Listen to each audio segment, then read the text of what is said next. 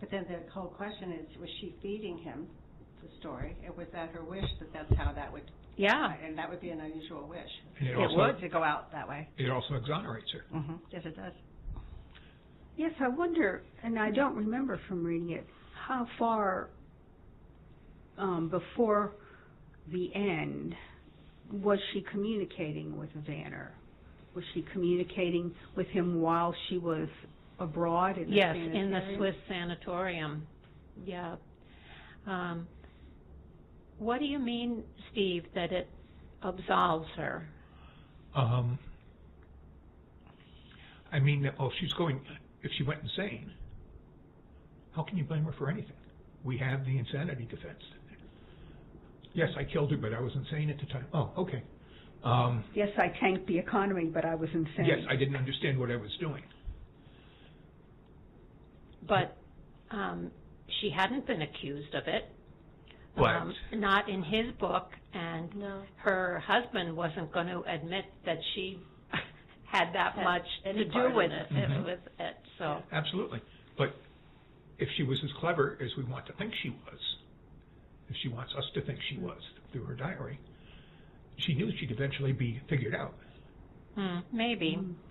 Still, it does seem like a rather cruel way for Vanner to have disposed of her. Yeah, Really.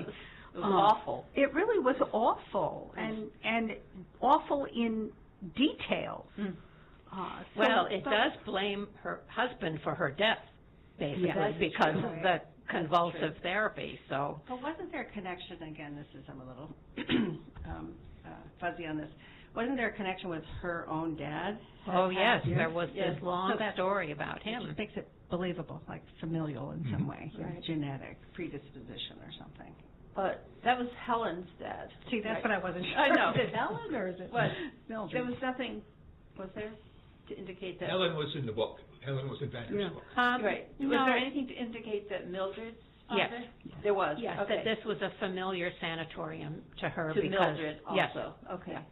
Because I was, trying to bone up today a little bit and read as much as I could, remember all these characters, but they're pretty definitive that what she had was schizophrenia. in that in version. youth, yeah. Yeah, the other version it was cancer. It was cancer, right. And she had entirely different symptoms, being treated differently. That is kind of curious that he chose to give her that illness. Yeah, and that they shared the interest in the pharmaceutical company in Germany, and because of what her father had been through, they pored over the scientific papers together. Yeah. Yeah. So do we know that she really had cancer?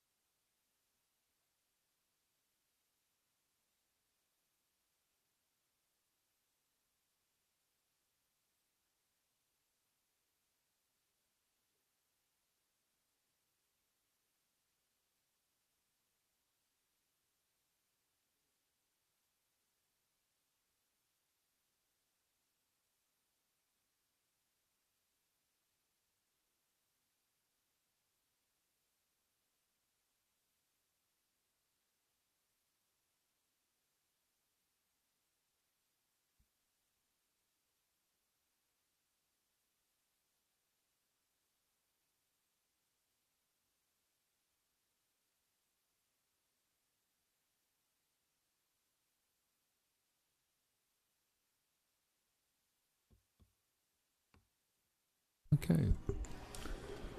Good evening, everyone. Welcome to the Worcester City Council meeting. If you can, please stand for the Pledge of Allegiance and the Star Spangled Banner.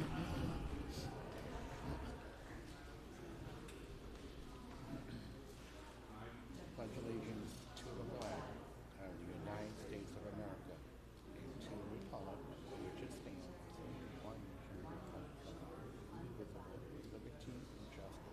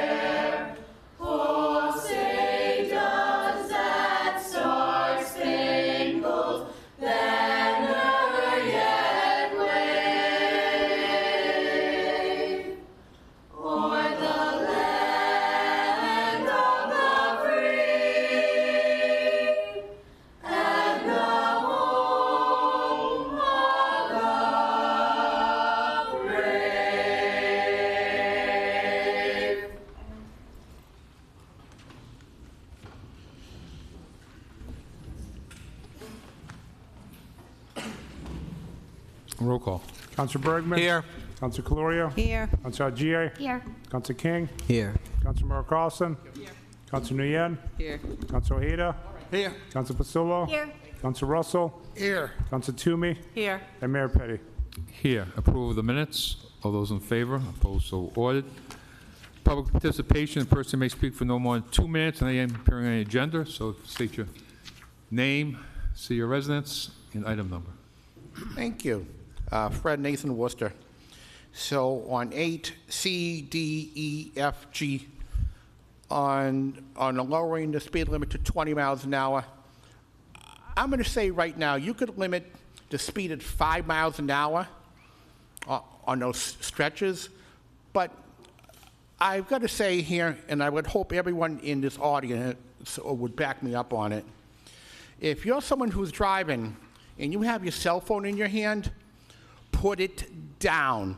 There is nothing that could be that important that you can't get by for a couple of minutes until you get stopped someplace. Enough. We have laws on the books, but unfortunately we don't have enough cops to enforce it. Maybe we can hire some more police. 8K, the item about the APRA funds and giving more money to the BIPOC, which is Black... BIPOC. Yes, I'm sorry. So I'm a little bit confused about something. There was an institution here, the MLK Center, and unbeknownst to my mentioning it some months ago, I thought it was still open. I didn't even realize it was closed. So whatever happened to that property? What is it being used for, and why is there not, why is he still have the sign up there, but there's nothing that's being done in there that benefits anybody in the community? If it was sold off by someone and they're using it for something other than helping the people, then it needs to go back to the people who have that. I mean, we have the MLK Boulevard. That was named after Martin Luther King. So it would be nice if, since we have that, that would be more to help the people of color and get their fair shake, if they're not. Just curious. Can you start to wrap it up? Absolutely. I would never go overboard here. 9.39A. Just curious what the Worcester Housing Authority fee waiver is. And I believe I got one more. Oh, Okay. yes, absolutely. Thank you, Fred. Appreciate it. I know you appreciate it, Thank you. Okay, but do you really appreciate it? okay. Anybody else? Is your name, city residence, and item number? Oh, go ahead, please. Is your name, residence, and Grace item number? Ross, 10 Oxford Street, Worcester, in support of 8K, of course.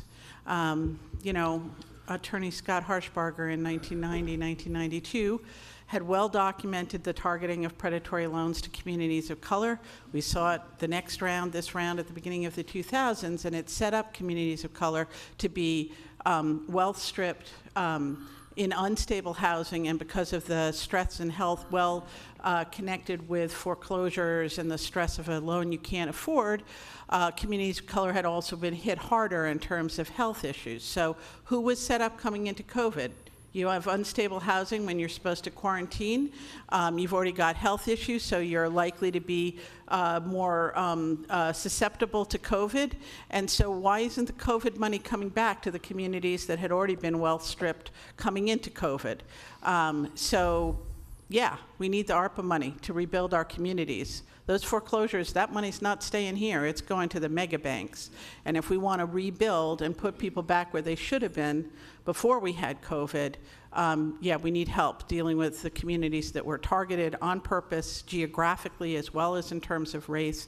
White person in a predominantly community of color area of Worcester, you were harder hit by foreclosures too. So we asked for money for WAFT, but regardless of who it goes to, the money should come back to the communities that traditionally have been stripped of that money. Thank you. Thank you. Can we read your item? Hang on. one second. Good You like to evening. speak on your item? Or- Yes. Okay, Can hang on I? one second. Yep, let me just read it first, okay? Okay.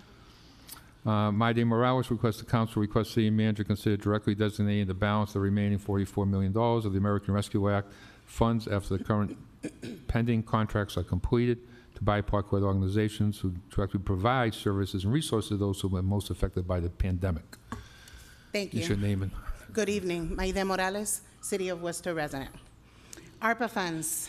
For my review of the ARPA funds dashboard on the city website, just last night, Public Asset and Infrastructure has a little over $3.2 million for open spaces and parks. Lead poisoning removal, $416,000. Public health, $989,000 for ESOL classes.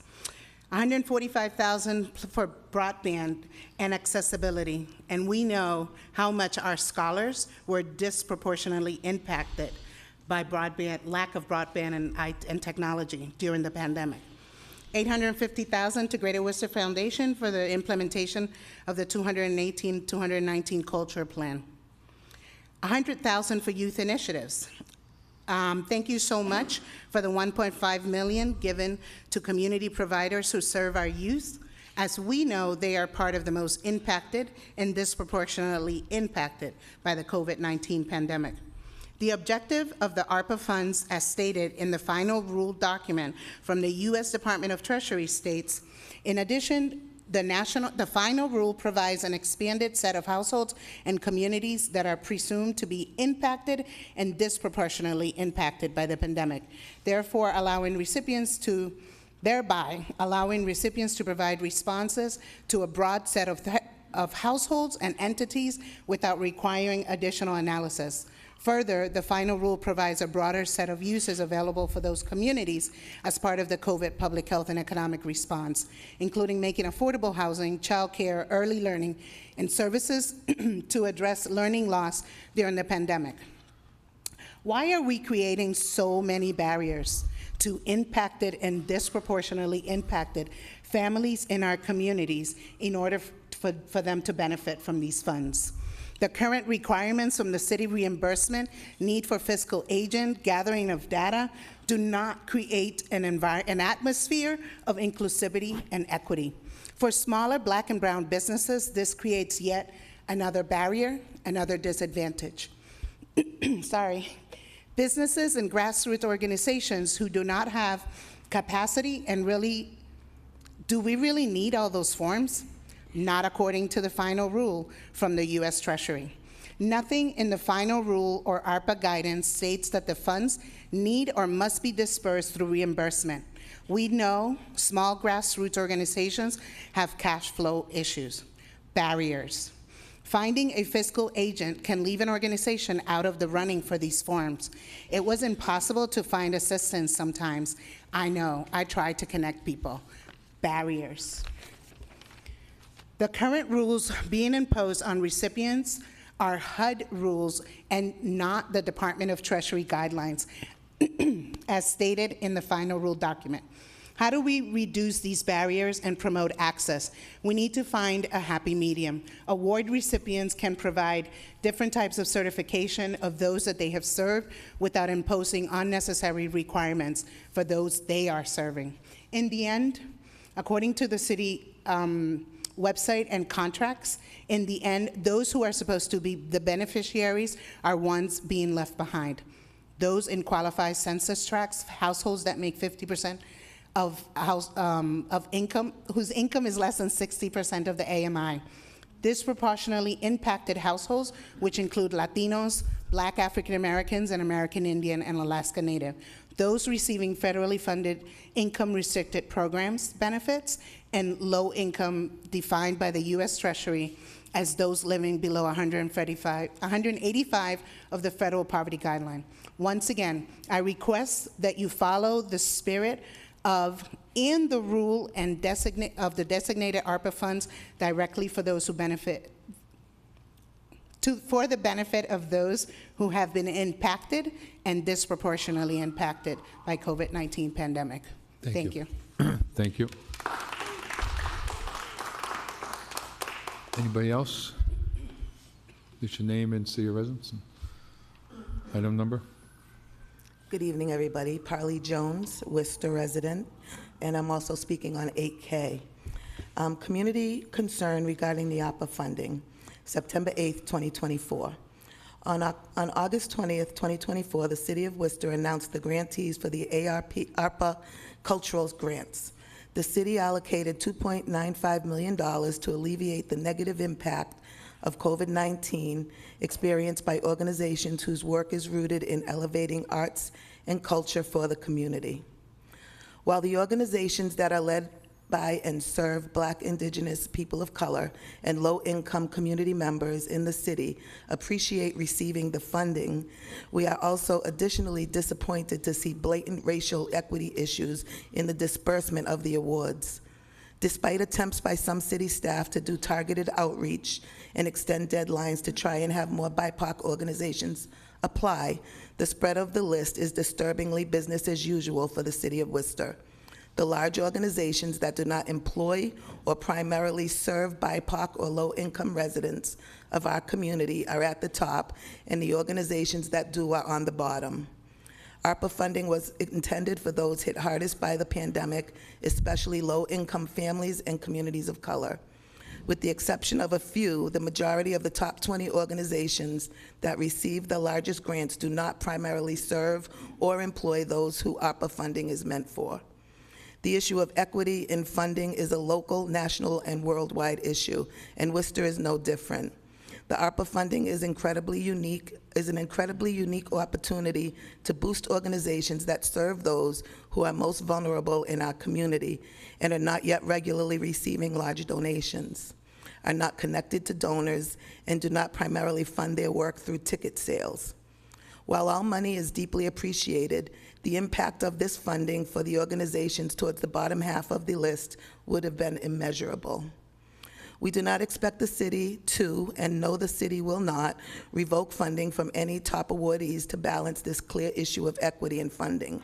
However, it must be acknowledged that this is not the first time smaller BIPOC-led organizations have experienced major challenges in accessing funding through the city. The frustration with the barriers,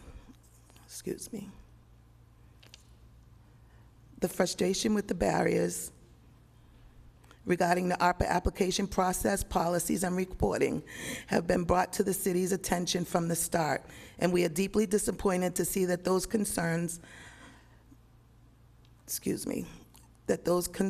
have not been addressed. We are additionally aware of numerous organizations that have experienced challenges accessing funding that they have been awarding due to excessive, rigid city policies that do not lead towards equity. We ultimately write this letter for two reasons: to ensure that the perspective of marginalized community members is documented. The tone of most articles and reports regarding the ARPA cultural grants has been mainly celebratory, which only captures the persistence of those stories that are usually prioritized over others, and not the instant shock and frustration from those who hold marginalized identities, who are no strangers to this trend from the city. Also, to urge folks to keep an eye on and demand that the city use the remaining ARPA funds for communities that it was originally intended for: BIPOC, low income, and folks in neighborhoods that unequivocally experienced harm as a result of the pandemic. Can you wrap up? Almost done. Okay. Something interesting that we have come across since leaning deeper into this funding and process is that while much of the ARPA distribution process is left to local governments, the U.S. Department of Treasury explicitly said it does not have a preference for the way grantees are paid. David Thompson, acting CEO and the Vice President of the National Council of Nonprofits, said Worcester seems to be committing the same mistake as other communities across the country. They're making the distribution process and subsequent requirements a lot more strict than the federal government requires. The city has opted for safety instead of impact, Thompson said. It's easy to put money into established entities that have public support, and it takes more time and perhaps more risk to invest funds in smaller organizations that are innovating, and it's disappointing. As of today at 3:30, we've had 107 community members and 19 organizations sign on to this statement of solidarity. And for the record, no one is mad at any particular people or organizations that receive funding. However, if we cannot be honest about the clear issues of equity in the ARPA cultural grant funding, then we are doing a disservice to those who this funding is intended for. Thank you. Thank you.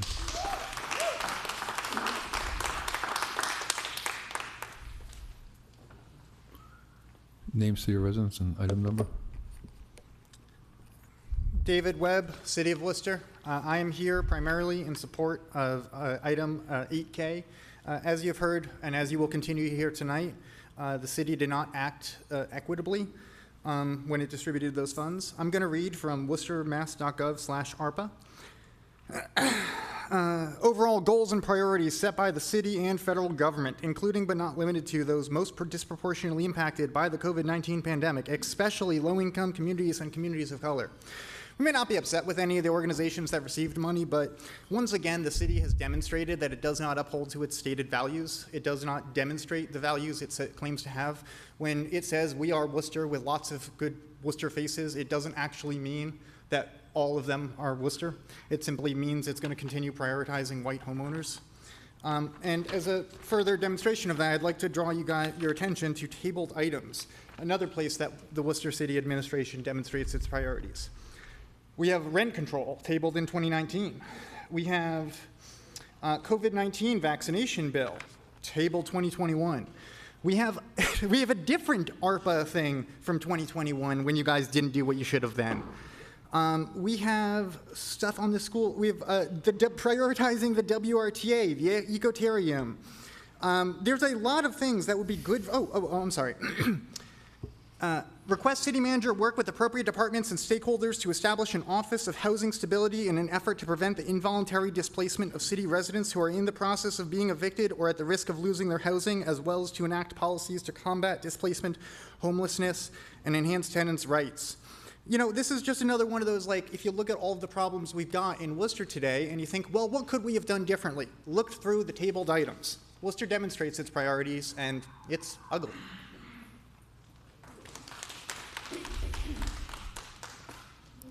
I Idella Hazard, City of Worcester. It doesn't make sense. It shouldn't even come to the meeting here tonight. This should have been resolved right from the beginning. When COVID first hit Worcester, it took weeks before anybody said, what about the minority community? How is it hitting, how is it affecting the minority community? And suddenly we realized it was knocking the minority community down. The numbers were outrageous, and the way it was affecting them was much harder. They were getting hit harder. More people were dying. More people were hospitalized for longer periods of time, which means their families were hit harder. People were out of work longer. They were without paychecks longer, and some people were not able to return to work. So the hardship was there. And when you're already indigent, and those things occur, how do you catch up? You don't.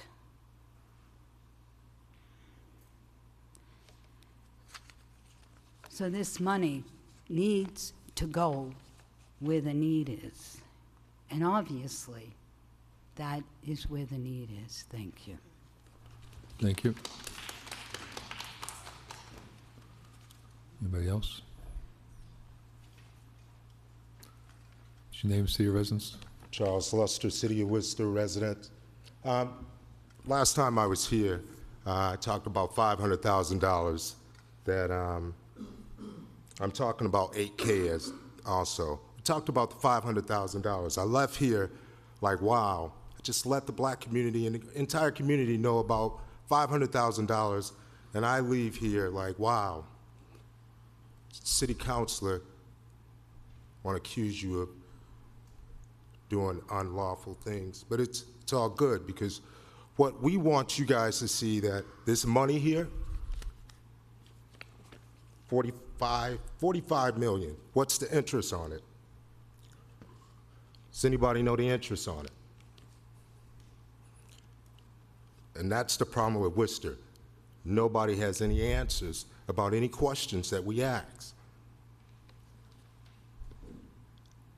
Being left out, my nonprofit, I came before City Council 2021, talked about Together We Eat.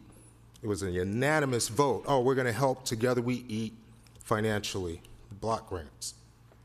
Here's a chance for you to do what we call 100 in the community, where nonprofit farming program, black farming program gets, so far got $80,000. White farming program gets $1 million right off the top.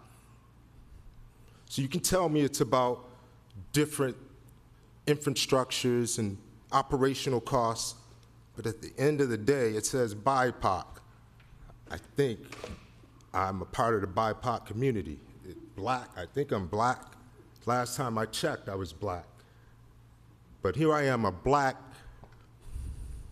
nonprofit leader in my community giving away free food, and I can't get funds to operate in a city that we call ourselves an all-American city. It's a shame. This is the same thing that they did in the 1800s, not giving black people 40 acres and a mule, but we don't want to talk about that.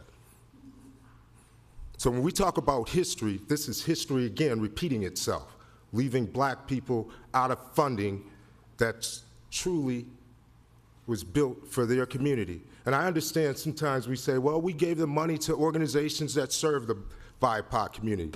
Look, I'm a BIPOC person with a BIPOC company doing BIPOC things for BIPOC people. I can't get any BIPOC than that. So what I'm asking the council is, please, let's look at a different way of doing business. Because the way we're doing business, it shows America right now, we're one of the racist cities in the country.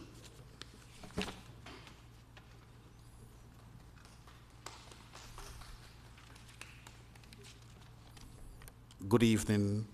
I'm Linford Cunningham, City of Worcester. I came here tonight not to speak, but I think I want to talk. So we at AIDS Project Worcester, we did receive some ARPA funding, but sometimes I feel like tell my boss to tell the city to take it back. Part of the reason why I came across an email, so when we did one of our billings one time, we serve food at meals, and we're required to serve one person 10 meals, but the population we serve are nomadics. They come and they go. I recall we submitted billing and we were asked, why are you giving one person 5 or 3 meals during one session? And I'm like, are they crazy? We gave one person 10 meals and they told us, we're not paying for that, we're not reimbursing you for that. Give the person 1 extra meal and then we'll pay. Now, we all know that the population that my agency serves, and I don't even think we should be here again, because I remember some months back, a group of us met with city officials, and we left feeling that, we would not have been back at this place. And here we are again tonight talking about the very same restrictive high barrier issues that are being placed on agencies such as myself. So to be honest, some days I feel like saying to my boss, let's cut our losses, tell them we don't want their monies because it's very difficult. We provide meals. On Fridays especially, we prepare meals. We serve about 25 meals on a Friday.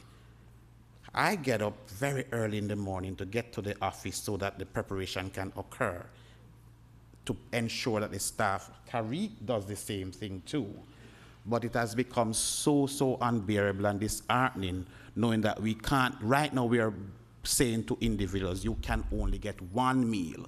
Because my fear in doing the reporting is that if we give someone more than 2 or 3 meals, it's questioned when we submit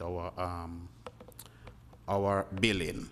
It's unreasonable, unrealistic expectations, and if the funds, as I know it to be, were meant to serve individuals who are low-income earners, who are struggling, and granted, even those folks with money are struggling too.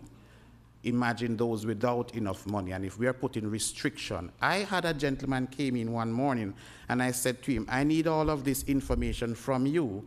And he said, just for food? And he got very hungry. And I say, you know what? It's food. I won't bombard you with getting the information. I'll give you the food. Because the person came in early and they were hungry. So as I support the item that MyDay has put forward. Could you wrap up your comments? As I support the item that MyDay has so put forward, I ask the city to really reconsider how the funds are dispersed, and not only dispersed, but the restrictions that are placed on these funds. Sure. Thank you. Thank you.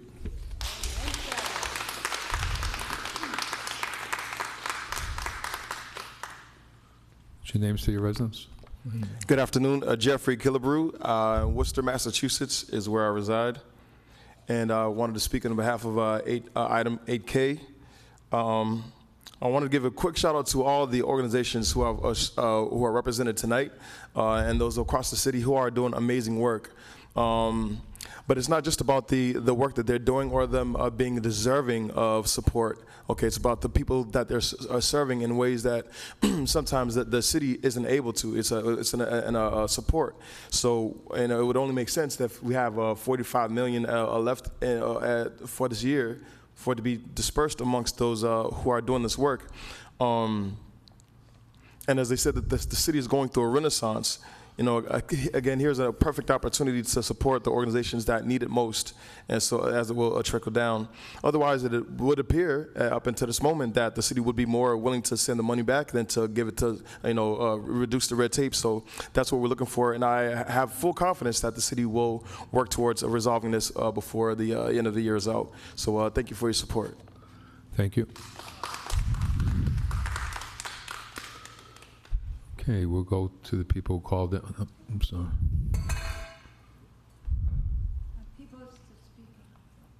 Did your name say your residence? Hi. My name is Margot Barnett. I am a resident of Worcester. I'm speaking on 8K.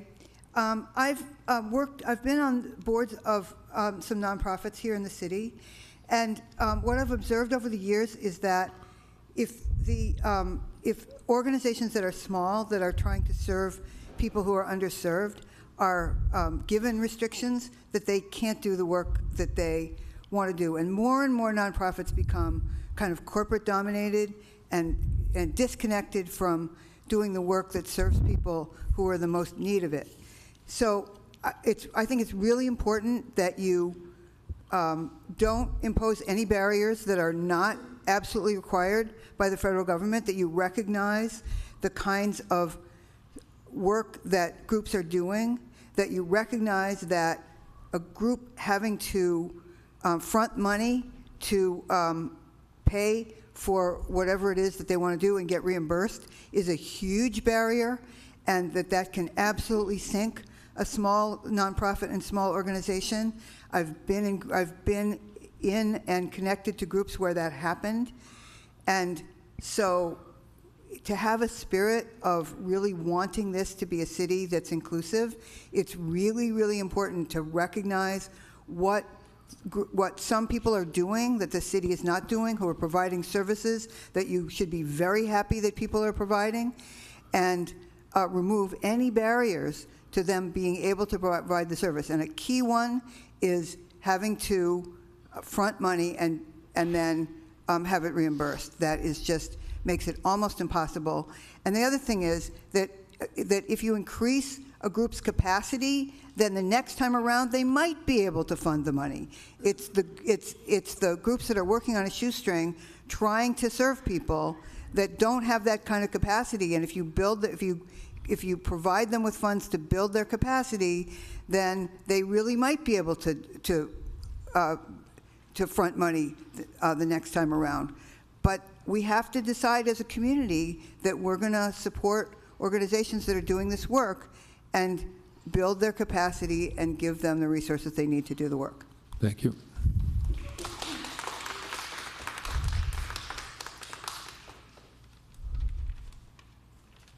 Hello.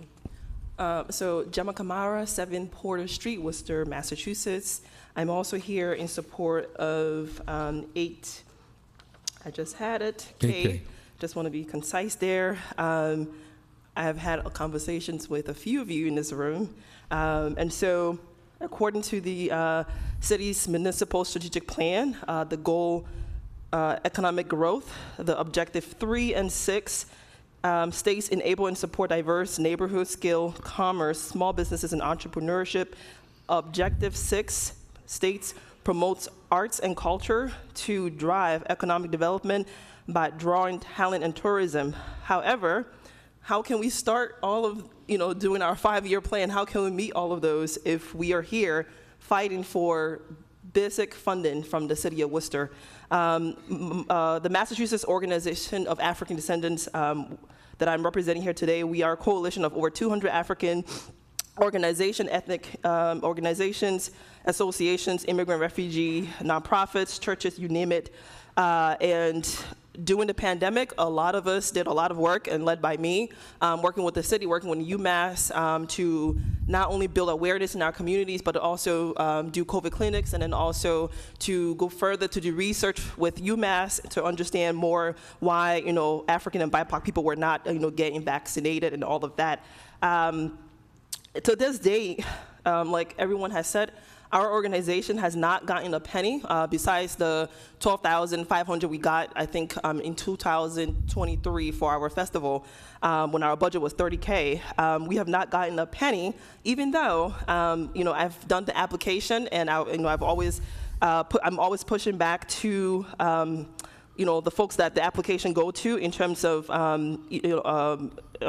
advocating for our community, because the funds that we would get will go back into our communities, into the different organizations that we support, such and such and such. I do want to state, as everyone have stated here, there is no, based on the U.S. Department of Treasury, there is no preference. So why are we, having to knock doors and go above and beyond just to get basic things that for our communities? That is unacceptable. I have had several meetings with the mayor, Congressman McGovern, state rep senators, Keith, Mike Moore, just sharing all of these things about what is the city doing in terms of really supporting communities of color. And we need that, because when it comes next year, when it comes to voting, folks in this room will be in our communities, but then we will catch you guys in those spaces as well. Okay. Can you wrap up? And I do want to say, as I Can you wrap up close, your comments? yes, as I close here, I am asking on behalf of everybody that this committee and the city goes above and beyond to allocate $44.3 million and not give pocket change $20K to organizations. We're looking with the balance that is here. I am urging and advocating for the city to consider more dollars to organizations that have not received, so that we can go on and do our business. Thank you. Thank you.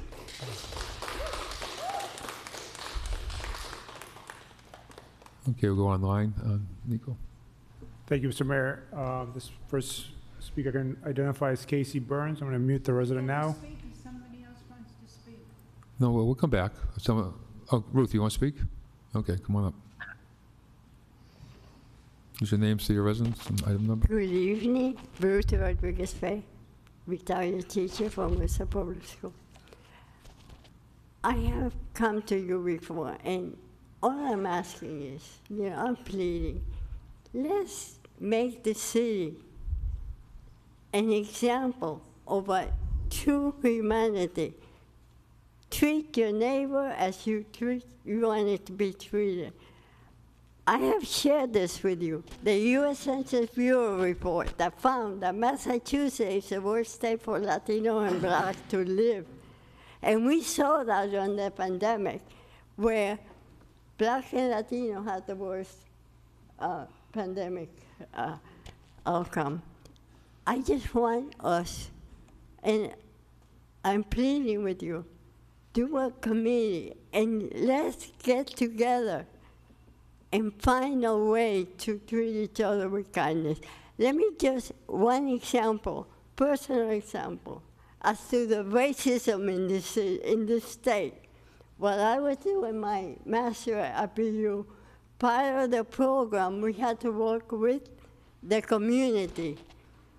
It was during the time there was all the racial families were taking the children away from public school because they didn't want them with those Haitian and Latin American kids. One of the duty of the program that I was in, we had to work with the community on Friday. That year, the Boston Public School passed a law which was illegal, that families enrolling their children in the public school had to show proof of citizenship. I took a family that had just come from Puerto Rico to enroll them. And we worked even with the white families.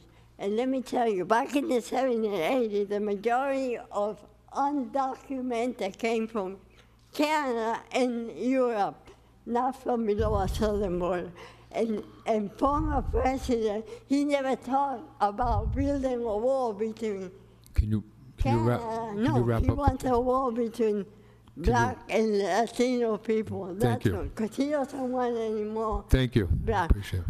But let me just say, while we're waiting for our turn to enroll this family, I began to notice none of the white family were asked. Thank you, But when Ruth. came my turn, she was very adamant. I said, oh, so you didn't ask the white family, but you asked this family that came from Puerto Rico, who are U.S. citizens even before they Thank you, left Ruth. the I island. appreciate it. This is what Thank you. we need to work on. Ruth, thank you. The injustice. And let me say, I don't want to see any white child go through Thank you, what Ruth. our children go through. Yep.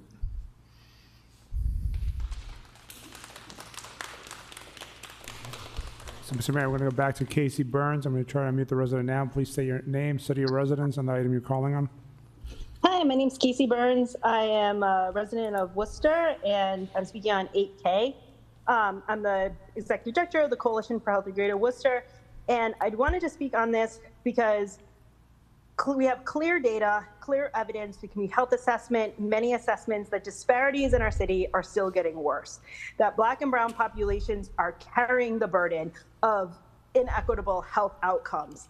And we have known this for the time, and the trend is not getting better. This funding from ARPA has a clear and specific charge to address the disparities, to repair harm that has been done, and to specifically go to communities who are disproportionately impacted. That is the part of the charge that we need to be accountable to. I had the opportunity to work with the city of Worcester a couple of years ago when the ARPA funds were first being distributed and the process was being developed. And we had some amazing support from statewide organizations like Health Resources in Action, who were looking at communities across the state and supporting them with equitable funding distribution practices. That support and those best practices are still available. We took advantage of some of them, but not many of them. And so I think that we have an opportunity to tap back into that to see how can this be done differently so that we can look at communities like Chelsea and Lynn and Cambridge who did some really innovative work in order to make sure that that funding got to the populations that it was meant to impact. One of the things that I think we specifically missed in our application process was asking specific questions, not just about how are you impacting BIPOC communities, where is your office located, but we missed asking what is the leadership of your board and staff look like, because that makes a difference in the kinds of investments that this makes and the kind of work that is done. And I think that is something we specifically need to be upfront and to be able to address, like many of the speakers have said earlier. I would call on white-led organizations, good organizations doing powerful work in the community, but are led by white people, either in staff roles or in boards or both, to find points of solidarity, to think what it means to radically power share and distribute resources differently. We need to stop thinking about the bottom lines of our own organizations and this like survival tactic of our organizations and what that means for the next Casey, year. can you wrap up your comments, please? Yes, and what that means to impact the bottom line to the community, to actually be addressing and moving the dial on health in our community. Thank you so much. Thank you.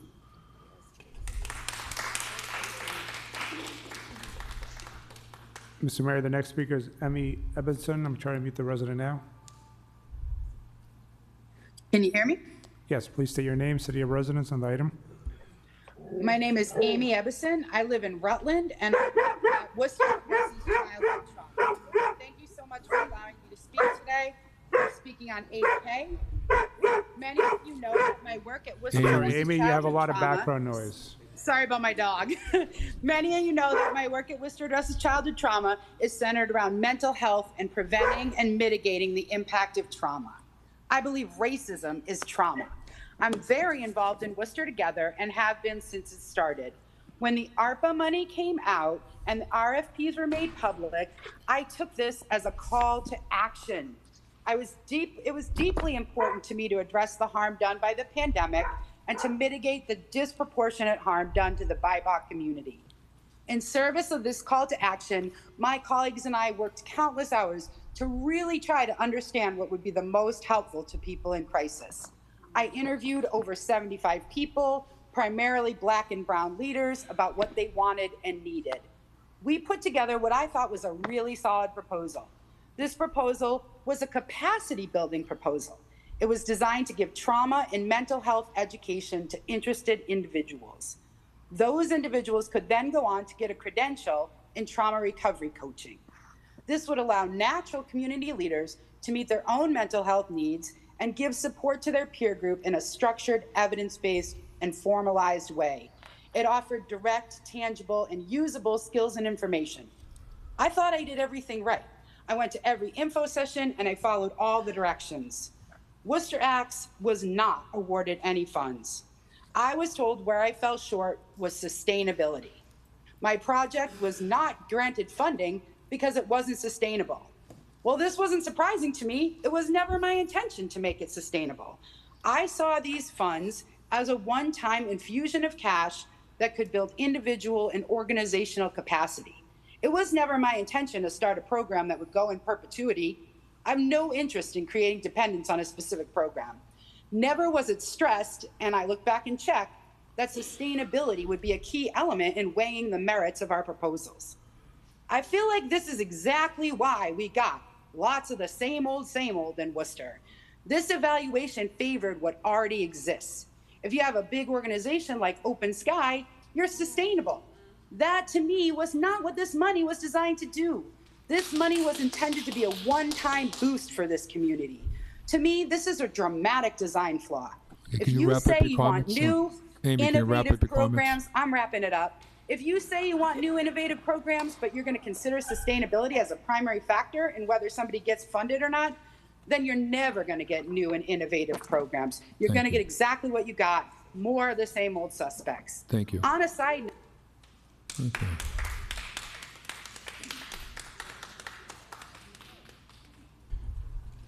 Mr. Mayor, the next speaker I can identify is Karen Valentine.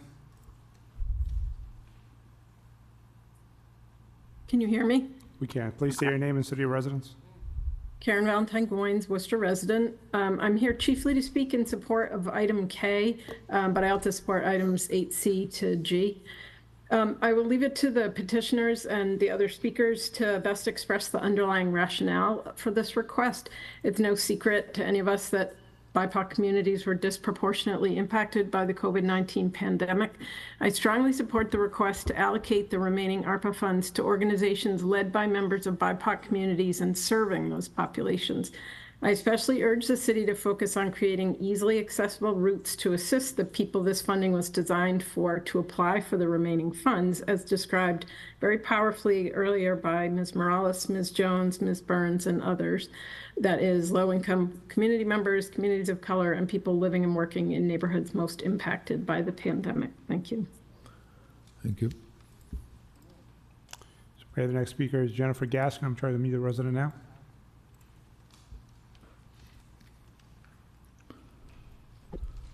Hello, good evening. My name is Jennifer Gaskin. I am a resident of Worcester, Massachusetts.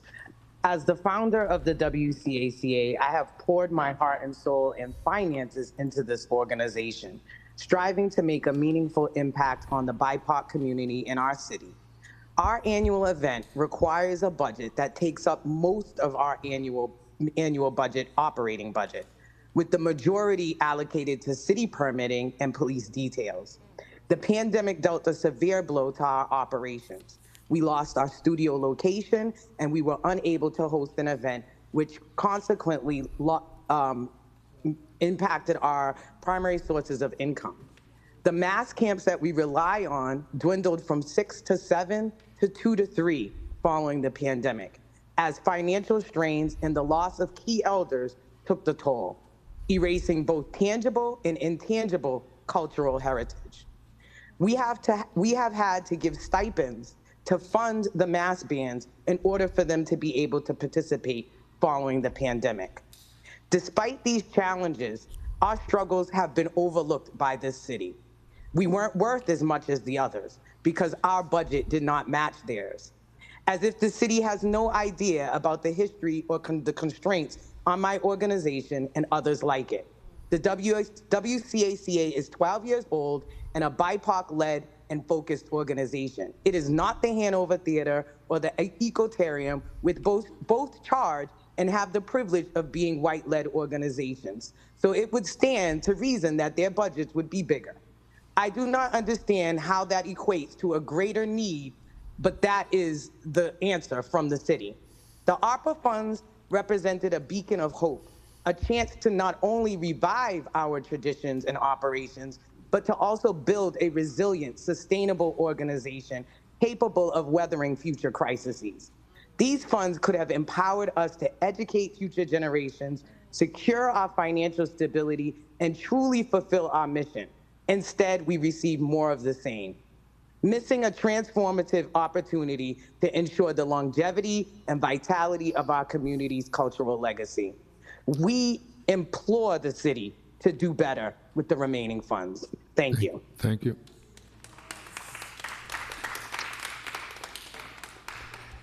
Mr. Mayor, the next speaker is Natalie. I'm trying to meet the resident now. Hi, good evening. This is Natalie Gibson from Worcester, Mass. I am in favor of 8C through 8G. I know it's hard for people to understand this, but school districts, even if they are preschool Head Starts, they are still a school district. They have children going to them, children that can run out into the street because that's sometimes what children do. And yes, some parents do mind their children, but accidents do happen. So I do believe in having that safe 20-mile-an-hour zone. And if it encompasses the whole street, oh well. As to 8K, I am in favor of that because I listened to the previous speakers talk about this. And what I have to say is for those people who keep thinking or saying, why is race always brought up? Why do they just look for handouts and not get a job? That would be people of color.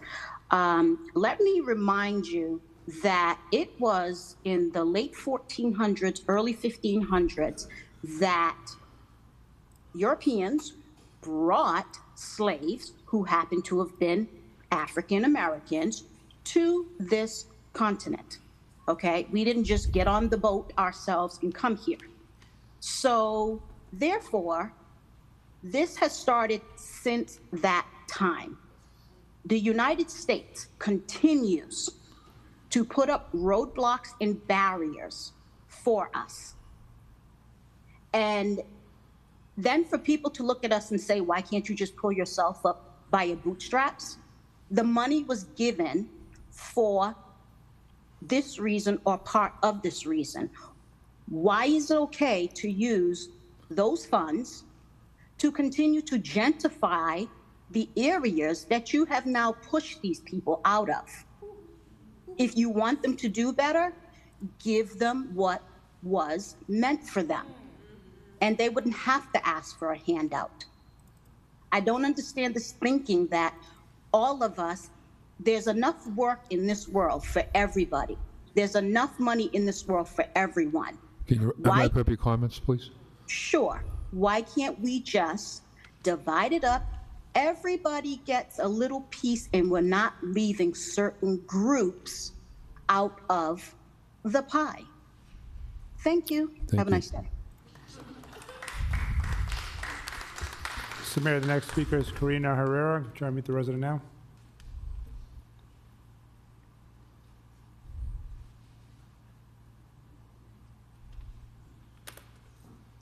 Karina, can you hear us?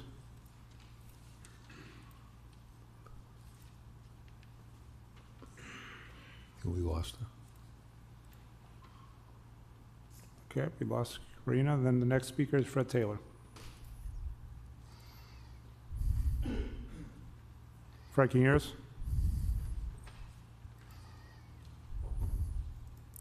You're muted.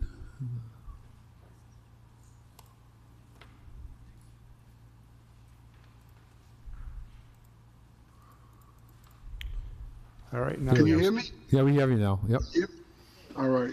Good evening, City Council, Mr. Mayor. I'm calling about item 8K. It's related to ARPA. Congress passed the American Rescue Plan, also known as ARPA, to make sure that those who were disproportionately disadvantaged by the pandemic will be taken care of and helped. We were told this unprecedented tax dollars would start by recognizing issues of equity and justice.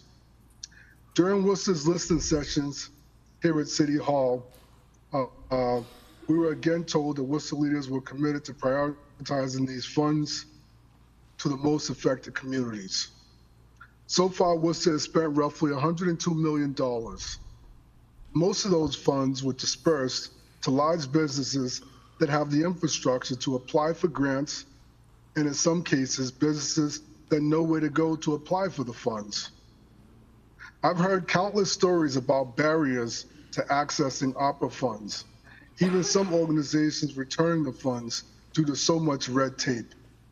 We have roughly $44 million in ARPA funds left. We have until December 31st of this year to allocate the remaining funds. If those funds aren't allocated, the money goes back to the federal government. Today, I'm requesting that the city manager ensures, and the city council ensures, that the remaining funds are distributed mostly to organizations that work directly with people who are most impacted by the coronavirus, particularly Black, Brown, Indigenous, people of color, small profits that were left out for one reason or another. Thank you. Thank you. Mr. Mayor, that's the last speaker virtually. No, Actually, we're all set, thank you. Karina Herrera is on. She couldn't she on? unmute. If you could help her unmute. Okay, we'll try. She is, we don't see her. Is she on the other one? Mr. Mayor, I think I do see. She was right before Fred Taylor. Yeah. Yes, she is. She's there. Go ahead. That's Sorry, Karen. I think we. Karina Herrera, put her on. She's right there. Karina, can you hear us? You're muted still. There you go. Now, can you hear me? Yes, we can. Great. So my name is Karina Herrera, and I'm a resident of Worcester, and I'm here in support of AK. I'm also here today as a voice for the minority community who has been disproportionately impacted by the COVID-19 pandemic, especially those facing housing insecurity. As you know, federal and local funds, relief funds, were allocated to assist these communities, but many of us are still struggling to see the impact of those resources where they are needed most. Nonprofit organizations like WAFT, which is a Worcester Anti-Foreclosure Team, which is fighting tirelessly, I'm sorry about my accent, tirelessly and ferociously for justice on behalf of minorities who are losing or have already lost their homes, such as myself, have not received the adequate support needed to continue this vital work. These funds were intended to uplift vulnerable communities such as ours, yet they haven't fully reached the organizations on the front line of this battle. So we respectfully ask that the money allocated for minority communities during the pandemic be given back to us. Why is it sitting there? What are you waiting for? When are you going to allocate these funds? Particularly nonprofit organizations like WAFT, who are directly addressing the housing crisis that COVID has worsened for so many of us.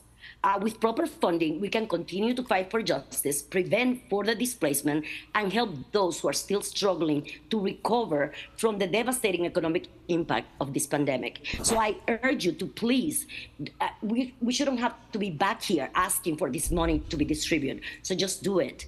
And I want to, hear from you guys, from the council committee, that what are you planning to do and when are you planning to distribute this money? So that's all I have to say. Thank you very much. Thank you.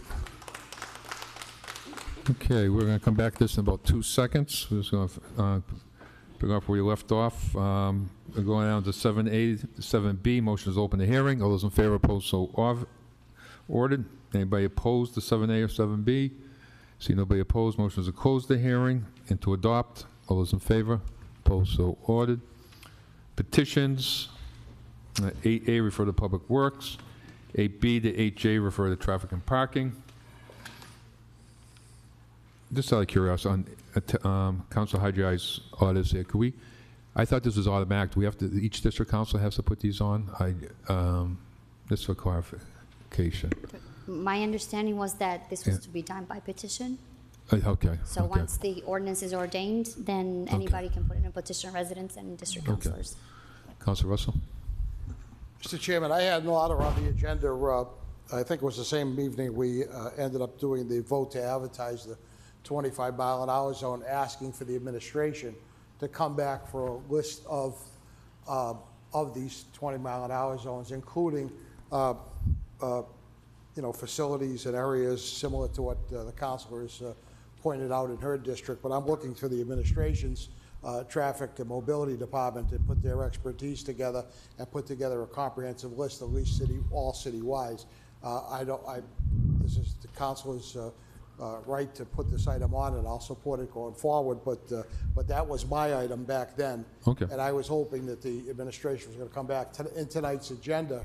Mr. Chairman, there is an item from traffic and mobility, but it only outlines the Worcester Public Schools. My item asked for all school facilities and also asked for places like senior homes, the senior center itself, other parks and facilities where there's a high concentration of pedestrian activity. And I'm looking for that to come back, so hopefully that'll come back soon, citywide, so we're not doing it piecemeal.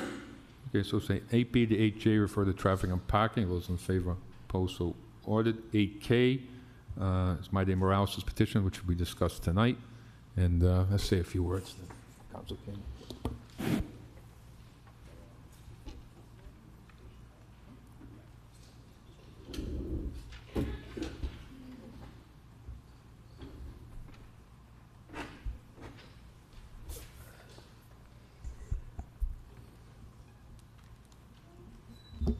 Mayor Petty. Thank you, Mr. Chairman, and I know I'd like to thank Maide Morales for coming tonight and putting this on, and the people who spoke tonight. And one of the things they asked us to acknowledge that there are barriers in the marginalized communities here, and we'll acknowledge that. I think we all see that. But I do have some questions, because I think there's some misunderstandings that people think there's $44 million left. And I know some people here know that, but people have spoke and who thought that we need to allocate the $44 million. Mr. Mayor, just give us a quick background on the $44 million. How much, do we have anything left of the $44 million to be allocated? If so, it has to be allocated before the end of the year. City Manager. Through the chair to the mayor, this 44 million here, 44.3 represents money that's not contracted currently. In these $44 million, there are a number of projects already identified and associated, whether it's water and sewer infrastructure, parks projects. There's money here related to Affordable Housing Trust Fund that has been awarded, but it has not been contracted due to the fact that some of the projects haven't closed yet. And so my approach over the past few months with this body has been coming forward with any opportunity that any department or any programmatic funding has not been fully spent, or they're not thinking that they can be able to spend it. I then take that back and bring it forward with allocation. I did that with youth violence, youth employment here in the city, where we identified some funding to be able to put towards that. Just about a couple of weeks ago, I reallocated over $600,000 for a rental assistance, because there was some departmental money that I was able to pull away from projects that were not going to be completed. That's part of the review that continuously happen every month, and we're trying to provide those updates to the council. And so any opportunity that I have to be able to move those money, I'm definitely moving it to areas where we know that our residents need the most help, whether it's food insecurity, whether it's related to rental assistance, whether it's related to energy bills, etc. Anything that I can move money around, that projects are not going to be completed or projects that are not going to be contracted, then I have the opportunity to do that. But right now, this $44 million, outside of the ones that I already, in the last couple of weeks, identified, which was a little over 600,000, all these monies I've actually stated to be contracted over the next few months. But there could be additional monies coming back to you. You don't know that.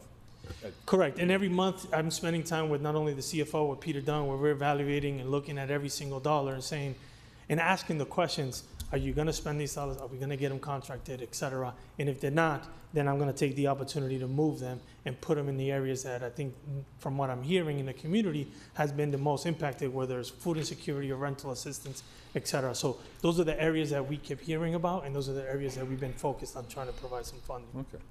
And if we do get additional funds, we should work with the community, there's no question about that, especially the community members who are in the neighborhoods that have been impacted by COVID-19, and which has been identified probably in most every district in the city of Worcester, some in the inner cities, part of the city being impacted greater. And UMass did a whole map on that. I think everybody's seen the map and how the impact of COVID-19 and the injustices when it comes to healthcare. So something we should work on. You know, I thought when we did this, and maybe it was our responsibility too, when we brought the community, we brought community members together, if I remember right, who met, allocated the funds, and we probably should have thought of at that time is how to be more equitable in the distribution as a city and not leave it up to you know, maybe the committees by themselves. We could have been a little stronger on that in the future. We should work, this is always an issue, especially when you have a small organization who has great impact on the community, their neighborhood, but don't have the back office support, we should say, or the staff, because they're small, and how do you get to the next level? And somehow we have to figure that out, maybe working with the community on how, when we get funds like this again, whether it be through the block grant money or other avenues, hopefully to be future money, if the right things happen next year, the right people are in office, that would be future monies coming into the city. And how do you work with the community who don't have back office support, but have a good program and can't meet these rules, which we knew, I think we discussed this in the council for one time about maybe we're being too strict on some of the rules that the city was applying, Mr. Manager, and I know we had this discussion, and I thought, I'm pretty sure you went back and tried to work better with the community, and do we today still impose harder rules than what the federal government is requiring, you know, Mr. Manager, or is that? Manager Batista. Through the chair to the mayor. We've tried to adhere to some to the rules that had been set before us. There's been a lot of conversation about the final rule. Our staff has gone through seminars, conferences, workshops, etc., with the federal government, U.S. Department of Treasury and others, to understand the implications of the rules. We've met, yes, with the community in terms of the concerns, in terms of the reporting and the restrictive of request of reporting. I think some of the challenges is we want to get as much information as we can, so when eventually this money is spent and the money is allocated, et cetera, we can then come back to the council and to the public of how these monies were impacted, right? Who they served, what census tract did we serve, what neighborhoods, what individuals, were they women, men, people of color, et cetera, et cetera. So we want to be able to have that data and information. There's been some areas where we've had some compromise in conversation. Hearing tonight, it seems as though there's some areas that we can still be able to improve. In conversation with our Chief Development Officer, we're going to continue to have those conversations with our current in-house auditor and see if there's any other wiggle room there or any other area that we can be able to be more amenable. But we feel we've been committed to the rules that have been set before us in the conversations that all of our staff, including from CFO to budget office, budget analyst, economic development, has had in terms of workshops and seminars with the federal government related to the expenditures of these dollars. I think that's the point. When you're ready, you just mentioned about getting a report back to council, how this money's been allocated and the impact it has, $150 million, that we get a detailed report when the time is right, after the allocation is done. It's going to be done by the end of the year, and then you'll have 2 more years to spend the money with these organizations. And to make sure that we work with all the organizations that need support, like you were saying. We always can do better, and I think we're asked to acknowledge we can do better. We can do better. And so there's no question about that. We have to get it right for the next time, and because it's probably going to be a next time the federal money comes in. I'm not saying that we got it completely wrong. We let the community decide this at one time, but we probably should, council maybe should have had a greater say in the matter and the allocation. We probably had a good debates here on that. But something we can work on together as a community, and to make sure the allocations are put in the right place, where people who are in the streets in the neighborhoods, the city of Worcester, and doing this work related to COVID-19. And there's a lot of issues that related to COVID-19, which we discussed, and how to make it better. So, whatever the next issue becomes in front of us, we got to figure out the fiscal agent thing, you know, as a community, and how to. There's a lot of small organizations out there who do good work. Some of them are here tonight who do good work, but unfortunately can't meet the requirements. In how your can we make second that 5 better? minutes, Mr. Mayor. Thank you, Mr. Chairman, and we are good. Thanks. I think you get a more formal motion, get a report back on the allocations once they're all complete. Thank you. Thank you, Mr. Mayor. It'll be, I'll speak next, followed by Councilor Nguyen.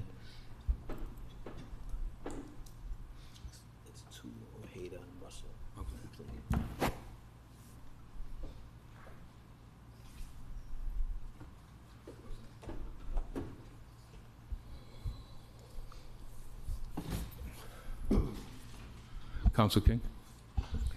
Thank you, Mr. Chairman. I did jot a couple of notes down here, and I just wanted to begin by saying or asking, just for reiteration, what I heard from our mayor, and I want to confirm what I heard from Manager Batista, is that we can do better. Is that right, through the chair? To the chair, Manager.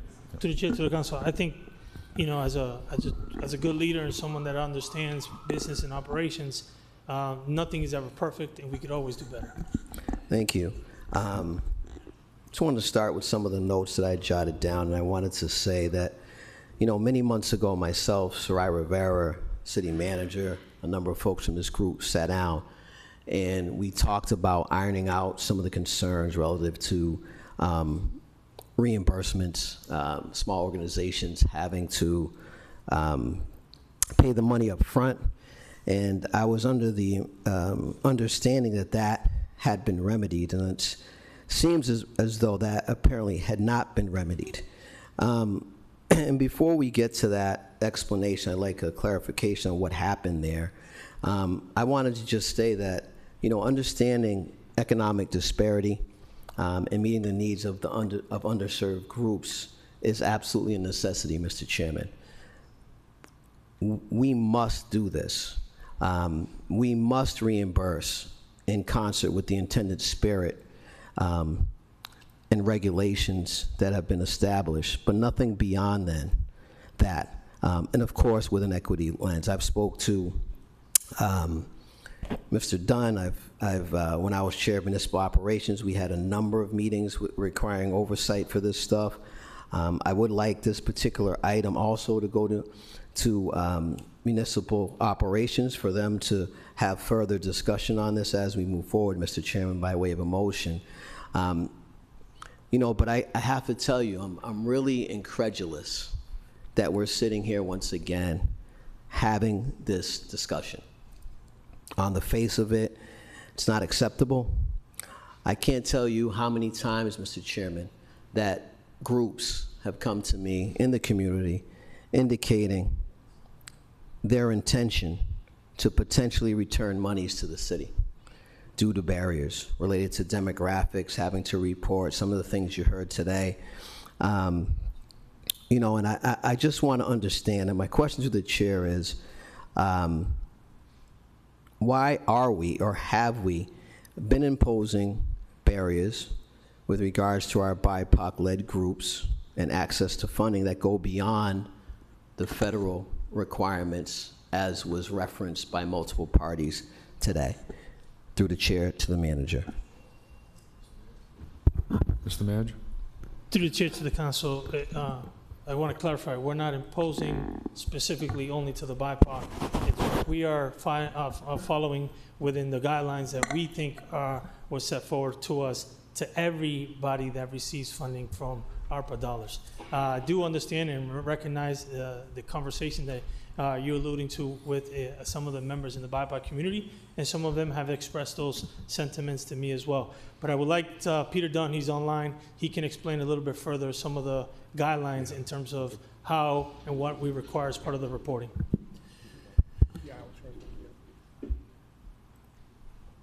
Mr. Dunn? There he is, there. You see him?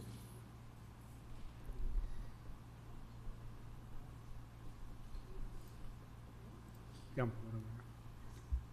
Yeah, I'm on. There he is, okay. Can you hear me now? I can hear you, Peter. Yep. Yeah, sure. So through the chair, as the manager was referencing, we have made accommodations for what the federal government calls advanced payments. I would say that it's not a one-size-fits-all approach. It has to do with some of the criteria and parameters that are set out in the Code of Federal Regulations. So specifically, while there is a final rule that Treasury set forward with the American Rescue Plan Act, it also says that these disbursements of funds must comply with 2 CFR Part 200, which is the General Code of Federal Regulations, the uniform administrative requirements that apply to all federal funds. And so what we were able to do with eligible purposes or eligible contracts is provide advance funding of up to $50,000. That metric is determined because that is the threshold by which the federal government tells us if you have an ARPA expenditure of $50,000 or more, you have to be able to demonstrate how those funds were spent and what was accomplished for it. So that's how we established that dollar figure, and we have used it, as I mentioned, on eligible contract bases. And furthermore, where that comes from is that in this uniform administrative requirements, it specifically says that if the reimbursement is not feasible because the non-federal entity or the grantee lacks sufficient working capital, then the federal awarding agency or pass-through entity may provide cash on a working capital advance basis. Under this procedure, the federal awarding agency or pass-through entity must advance cash payments to the grantee to cover its estimated disbursement needs for an initial period generally geared to the non-federal entity's dispersing cycle. So there's a lot of legalese that's built into all of these federal regulations. Quite frankly, I think myself and all of our staff agree with the perspective of many speakers tonight and our grantees that it is frustrating. We are equally frustrating with some of the federal regulations that create barriers, create challenges in doing the work without having to navigate the complexities of it.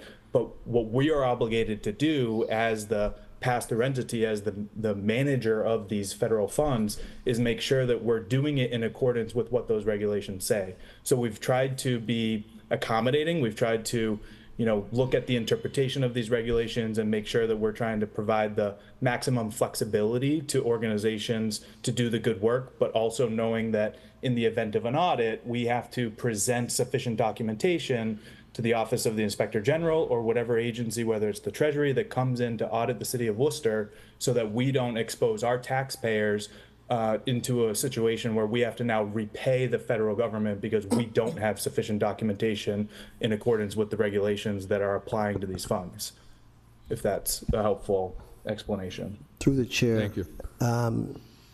Lump sum and upfront payment, those are some of the things that we met on some months ago. And my understanding that concern was rectified, or someone could speak to whether or not that was the upfront payments, et cetera, were completely eliminated going back a few months, through the chair. Through the chair to the counselor, I'm not sure I understand the question fully. We haven't totally eliminated the concept of a reimbursement basis. It is what's preferred, because when you have a reimbursement basis, if the agency has sufficient working capital for that, then it creates a very clear line of documentation that this is what was expended, this is the accomplishment or the outcome data that's supporting, the disbursement of those federal funds. But we have provided advanced funding opportunities in these situations, again, that's outlined under the federal criteria of when there is insufficient working capital for an organization to do that. But it's not something that is just offered kind of carte blanche to anybody that would like to avail themselves of that. There has to be some dialogue with the grant management staff to say, this is what we're facing, this is why this advanced funding is necessary, this is what we think we need over the course of the next cycle of basically expenses. So the federal government expects us to look at what's a reasonable time frame. If you have a program that has a contract duration of 12 months, and that's a total of $100,000, it's not reasonable to say you need all the 100 grand today, because you have to anticipate, well, what's the cash flow needs over the next 30 or 60 days and come up with what a reasonable advance payment is based on the imminent cash needs of that organization. So it's not a one size fits all situation for each and every one of our grantees. Thank you, Mr. Chairman. I would like to have a motion here that we get a report back on how and in what instances that lump sum and lump sum payment and upfront payment from the city was made. I'm particularly interested as it relates to some of the groupings of funding, cultural and the mental health folks. I know that those were some of the folks that had the concerns. And you talked about concepts and preferences. I need numbers and data. In addition to that, Mr. Chairman, I know that some of the best practices were recommended. I worked with a number of community folks going back, and I know that some of the best practices that should have been entertained and should have been employed were things like paying committee members stipends. It's a tremendous amount of work that was done by our committee, a tremendous amount of time, not just by folks employed by the city. There was recommendations for professional facilitators to control bias, which is something that we should have done, and I'm not sure if we did. There's a motion coming at the end of this, Mr. Chairman. You're in your second 5. Thank you. Again, wanted to make sure that our small organizations are not penalized beyond, their operational budget as it relates to the reimbursement structure. And I'd like to really get an understanding by way of a motion and report as to what the city actually did as it relates to best practices. What best practices were used for equitable distribution in this whole matter, Mr. Chairman. I know that we should not be applying any parameters that are required that go beyond or exceed any federal stipulations, Mr. Chairman. I'd like to make a motion that we ask the city manager to ensure that the city of Worcester will not go beyond and create any additional barriers outside of what's federally required, Mr. Chairman, and if we are doing so, that we should cease and desist, Mr. Chairman. Looking at our equitable funding, Mr. Chairman, and the distribution practices, it's important that we get the report back in order to fully realize the needs and the ability we are to help support our BIPOC-led organizations. Again, the first motion should ensure that we're reaccessing and reassessing our equitable funding distribution practices in order to fully realize how we can be that supportive to these organizations, Mr. Chairman. I know that we've done some things with ARPA funds that I certainly did not support. I know that we took ARPA funds and we used it for body cameras. I was very, very much proud to vote against that because, that's not what we're supposed to be doing with that money. We know the disproportionate impact. We know what it is, and we know where it lands, Mr. Chairman. And, while I understand some of the more established organizations that are perhaps more readily able to provide proper accounting, it's those folks that are closest to the ground, those folks that are closest to the people, those folks that are closest to community that make the most difference, Mr. Chairman. I'd like to as well, in support of item 8K, get a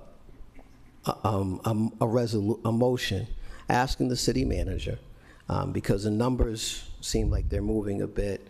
There's monies that are dedicated already, that we do ask the city manager as a council by way of a motion that once pending contracts are completed, that any additional funding will be allocated to BIPOC-led organizations who directly provide services and resources to those most impacted by the pandemic, Mr. Chairman.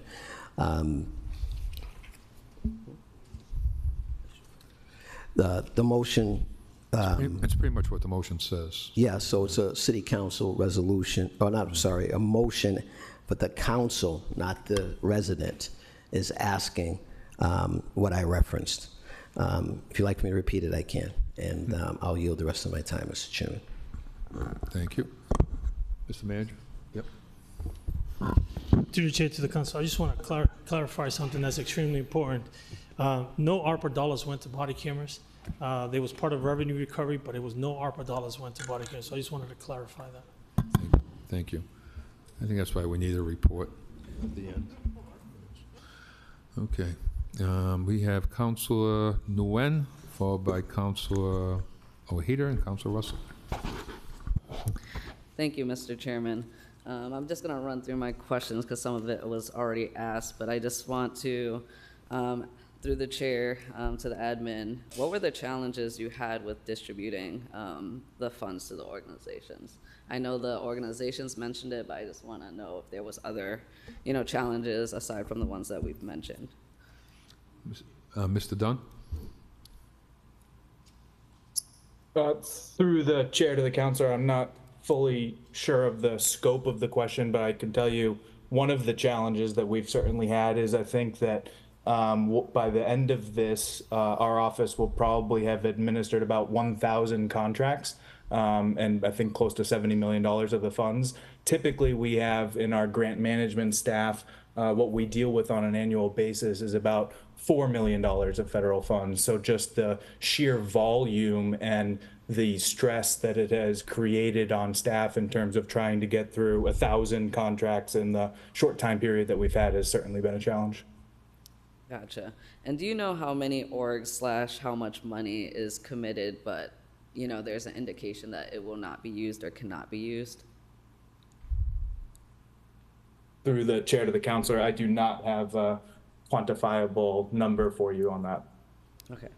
I would like to add that to one of the reports that I'll be asking for. But what has the strategy been to make these funds more accessible?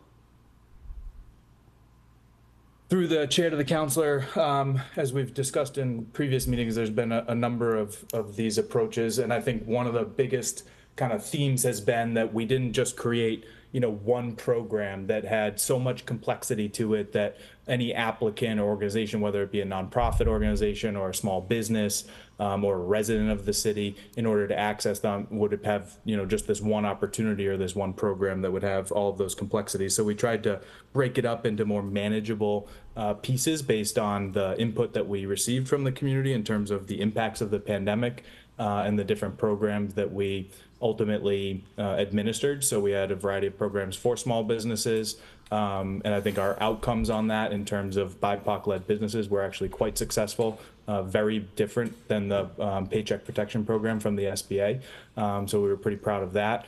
We had a number of programs for the nonprofit community. I know there's been much attention to the largest one, the Community Projects and Programs, which was about a year or so ago, and then most recently with the cultural pandemic relief grants. But I would say that there have been quite many more of those. And what's, I think, helpful is that, again, like with the federal rule, there are a number of ways of having to classify those activities, classify the programs, the subrecipients or the beneficiaries of the funds, and how that meets the eligibility guidelines in the federal rule. So I think we've cast a very wide range of ways to make impacted families, impacted residents, impacted nonprofits, impacted businesses gain access to the funds because of our creativity and structuring a number of these programs. But with it, in terms of how that program is then structured for its eligibility under the final rule, that's where the different nuances and specific provisions of the Code of Federal Regulations or the final rule come into play. And that's why across these different programs that might require different levels of reporting or different eligibility parameters or different evaluation criteria in terms of the size and scope of a grant. So it is quite complex, but I think the reason why we did all of these different programs across a portfolio was just that, to create as much accessibility to the variety of stakeholders we have in the community that have been impacted by the pandemic, to give them opportunities to access those dollars. And after you got feedback from the community around it being not accessible by the reimbursement process and the paperwork and request for information data, was there any other strategies that you implemented or pivoted towards? Through the chair to the counselor, I think, I guess somewhat ironically, in the case of the latest cultural program, we structured that, I think, in response to just that, in terms of some of the response that we had received from the community on paperwork and reporting and all of that. And I did describe this at the last meeting, I think it was in August when we submitted the report. But when you do assistance to nonprofits, there's really two ways of structuring that or categorizing that under the ARPA final rule. In one case, it's where the nonprofit is viewed as a subrecipient. And when they are a subrecipient, this would be how we've structured the community projects and programs, where organizations proposed a particular program or service or project to us that then received funding, and then the dollars were used to carry out that program or service. And that's where reporting comes into play, because from the federal government's perspective on these regulations, if we're using the funds to support that program or service, we do need to have some documentation in terms of the service that was rendered and who benefited from that service. So that's where a lot of the reporting came into play. So when we looked at structuring the cultural pandemic relief, when you do pandemic relief grants and did it where the nonprofit in this case was viewed as the beneficiary rather than those who they're serving, who's benefiting from their programs and services. In the case of the latest cultural program, the nonprofit organization itself was the beneficiary. And what's great about that is that it doesn't require a lot of reporting about how they're going to use the funds and what service they're carrying out and who their clients are, who their residents or families are in the community that's benefiting from it, because the organization itself in this case is the beneficiary. The trade-off comes while there's limited reporting requirements.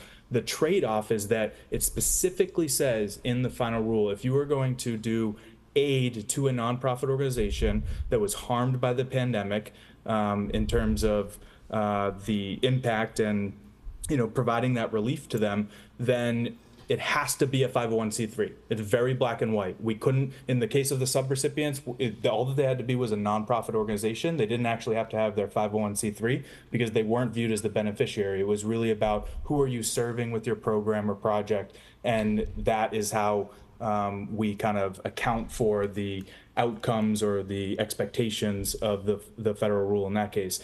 But it specifically says in black and white that if you're providing pandemic relief grants to a nonprofit organization, it must be a 501c3. So that's when the fiscal agency came back into play, was that we didn't have any flexibility in that case. It was great that we had other flexibilities that responded to community concern around not having to have all this reporting and cash flow, reimbursement issues or all that. It had all of those great benefits by structuring a program in that way, but it comes with trade-offs in the sense that you had to be a 501c3, and if you didn't, then you could utilize a fiscal agent, and we created that provision to create that flexibility, because the federal rule says that the disbursement must go to a 501c3 organization in that case. And then the other limitation that it had is that it said that since that organization is the beneficiary, you need to be able to demonstrate how they were harmed by the pandemic. So they had to actually be in existence when the pandemic occurred. So that created some limitations on organizations that maybe were created in the last year or so. They wouldn't be eligible because they weren't in existence when the onset of the coronavirus happened. And then it said that that amount of aid or relief that you're providing to that organization as a beneficiary must be commensurate and reasonable to the harm that organization experienced. So that's where this lens of it's not to discount the value that any of the smaller organizations bring to the community. We value all of our organizations and what they do.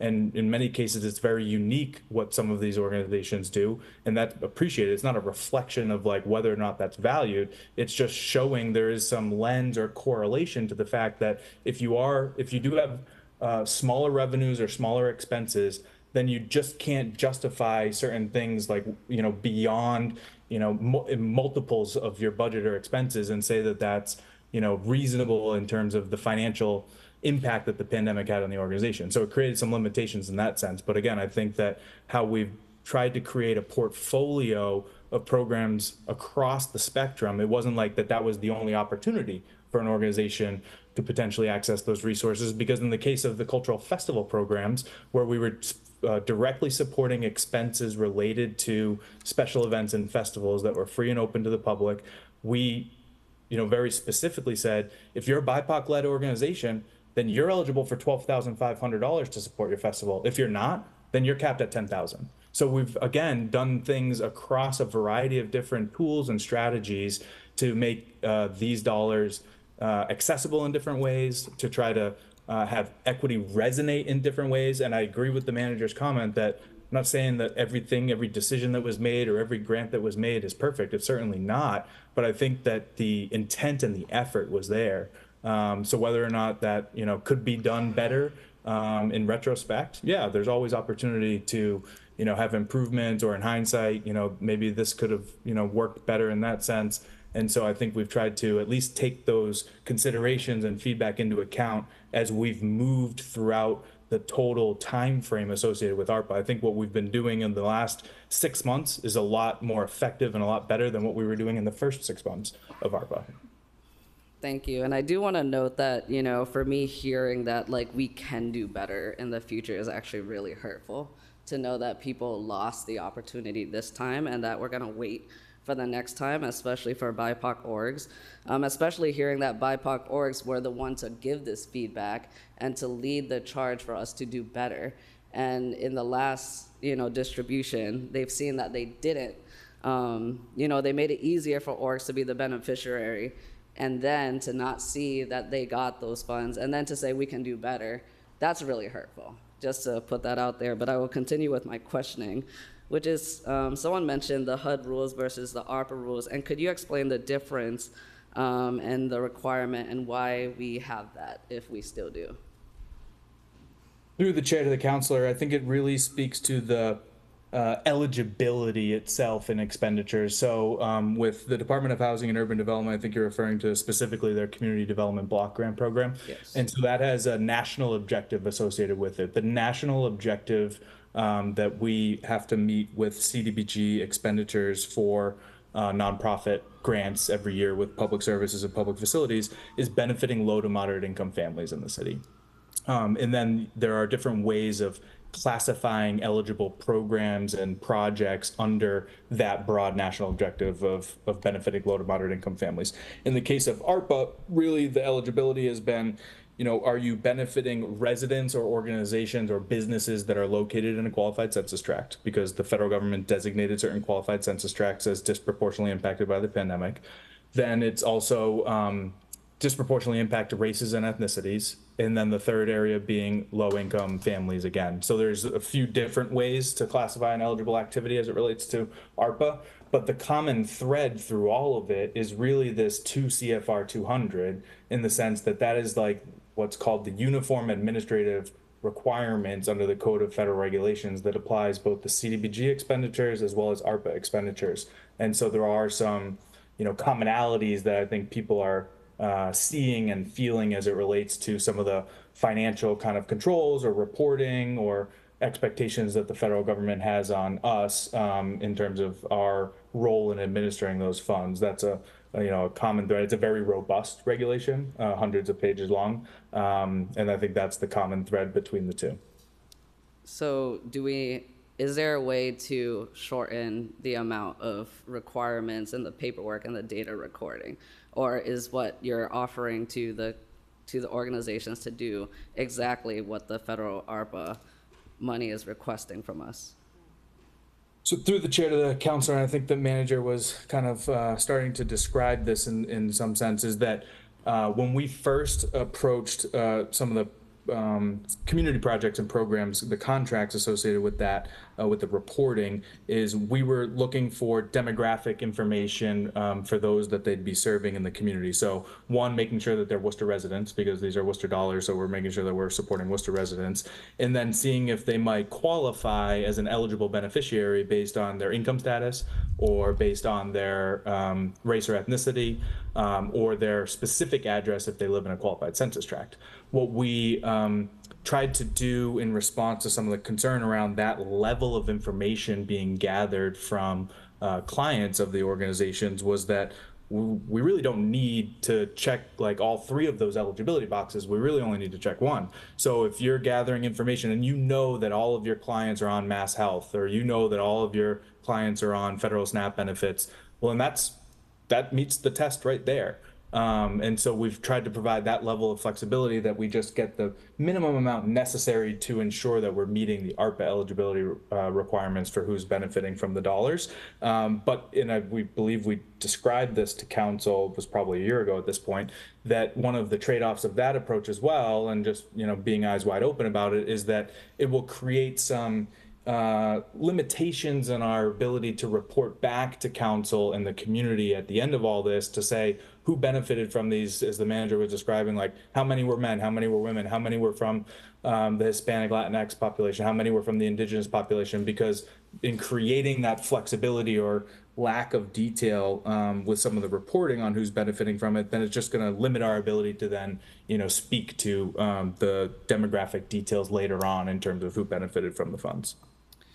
I do want to second Councilor King's motion of removing any requirements that is unnecessary for our organizations to access the funds. What really struck me was what, the AIDS Project Worcester brought up, which is, just the meals. I think for me, that's kind of heartbreaking to send people home who are hungry and just offer 1 or 2 meals, especially as someone who did, the Southeast Asian Coalition, like pantry and doing even free holiday meals to people, is that we often know that the person who could actually get to the organization represents many people who they could share that meal with.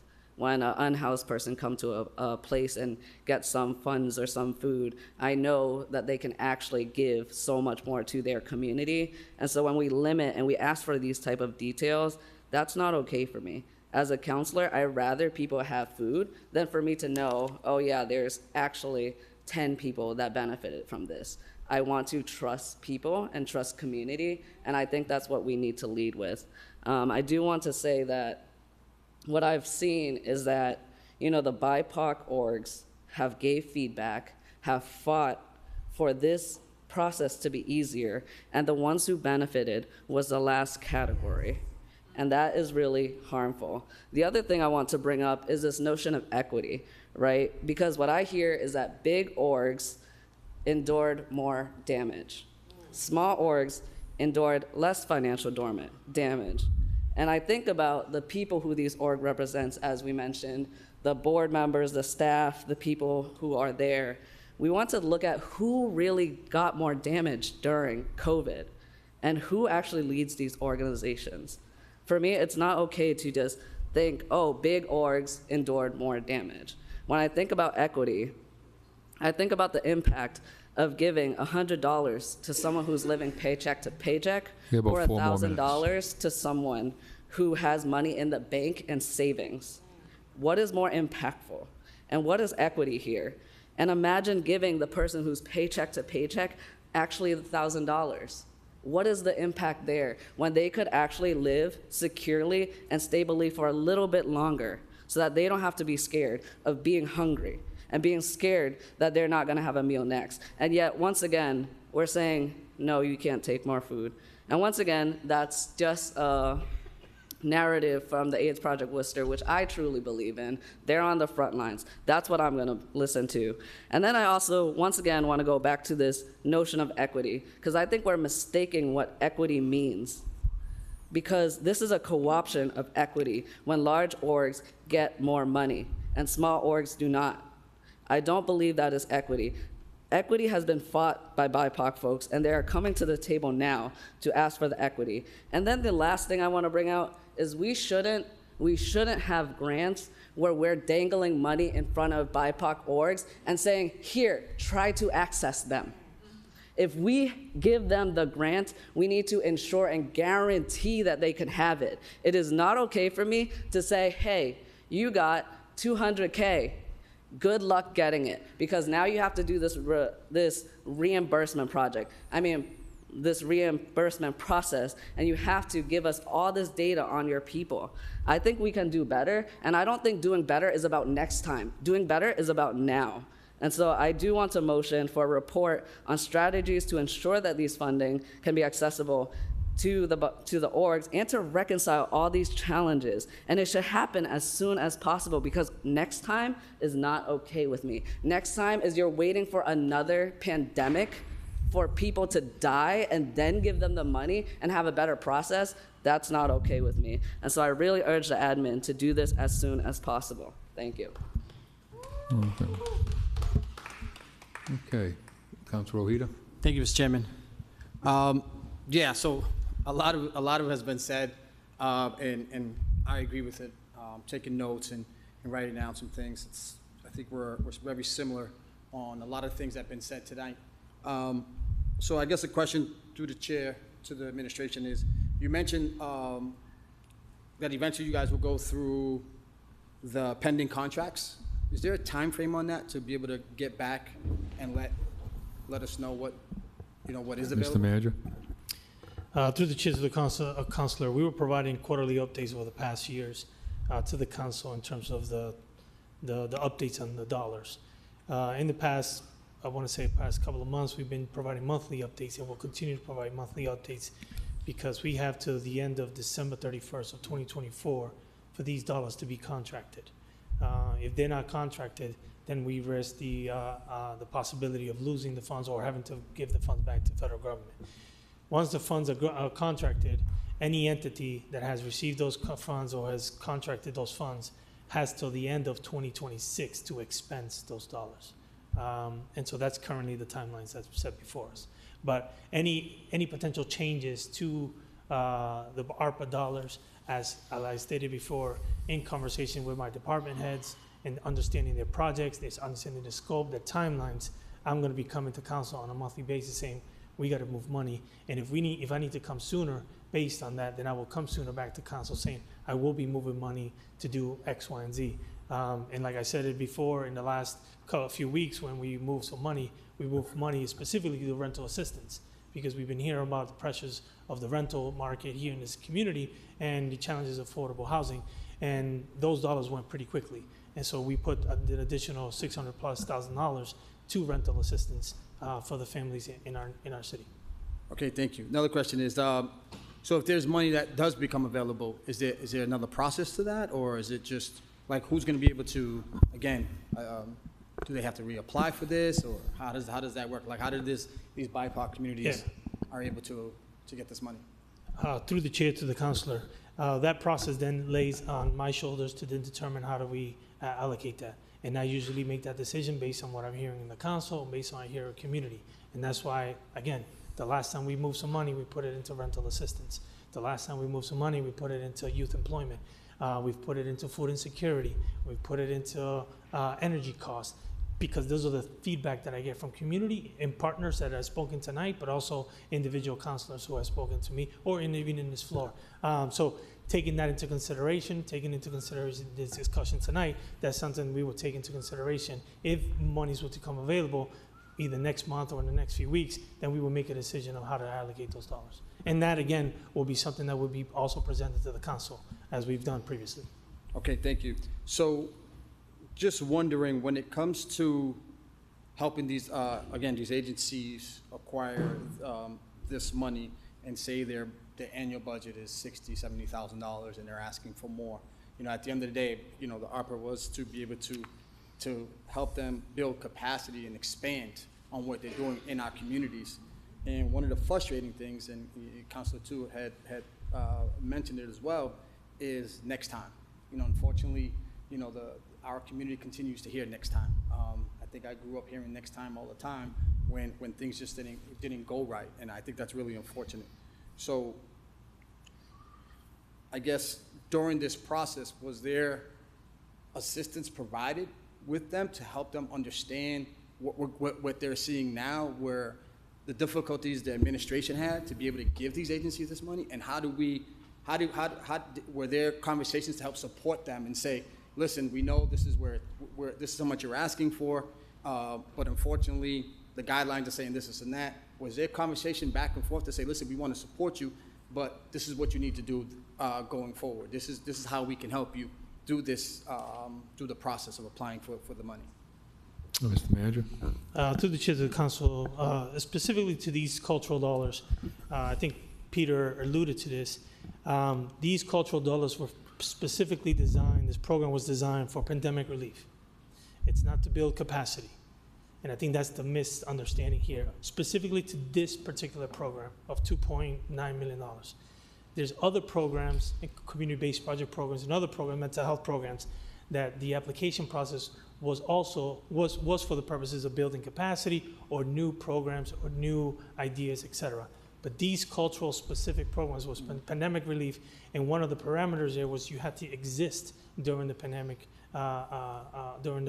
as well. And so those parameters were discussed with everyone that applied.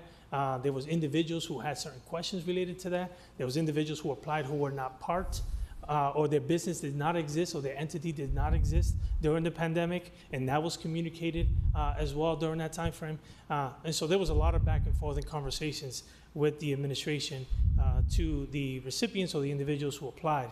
But again, to clarify, these specific dollars related to the cultural component were for specific to pandemic relief during a specific time frame that you existed during the pandemic. It wasn't to build capacity as an institution. Thanks again. And so then, in knowing that, was there another conversation where there are other dollar available, right? There's other opportunities to acquire some financial support. So me knowing if I'm applying for it and they tell me, well, you know, specifically you can only get this much or you're not able to, but we have other opportunities. Again, was that brought to them? Did they know anything about that? Or were there things in place within the administration to help these agencies if they couldn't acquire that specific from that dollar amount from somewhere else? To the chair, to the councilor, this is the last RFP that we submitted related to a specific program on ARPA. And so there is no other public opportunity that we're proposing out there an RFP process on. The projects that you're alluding to had already happened, and multiple agencies, even agencies who have received these cultural dollars, have also received other funding from other programs that we submitted in ARPA. And so it's not like there's other additional opportunities that we're going to be submitting RFPs for. That has already been completed. There's been multiple grants awarded to many organizations in the city. And like I said, there are organizations that receive dollars through the cultural program that also receive dollars in other buckets within the ARPA allocations. All right, thank you very much. Okay. Councilor Russell. Mr. Chairman, I'm going to try and be brief. First of all, I support sending this item to the manager to come back with a report. That's the first part. But Mr. Chairman, I just want to say, I can remember being down the hall wearing a mask at a city council meeting, probably 3+ years ago, when I had an item on the agenda that was very similar to this, complaining about how, and I used at the time Discover Central Mass and Food Hub, as how they got awarded their funds through the ARPA program with the previous administration, and how there was a long set of red tape for other organizations. And asking, at that time, that administration to try and ease up that process. So this whole issue and this whole conversation, Mr. Chairman, is nothing new for me and nothing new for most of the members of this council, because we've had this discussion years ago when we've advocated to the administration. But it's important to be clear that under our form of government, the city manager is our chief executive officer. And under this federal program, the city manager gets to make the decision on these fundings. These items are not something that the city council can vote or has the authority to vote for, but we do have the authority and, quite frankly, the moral need to advocate for programs and needs in the community. And that's something that I know myself and other members of this council have advocated for.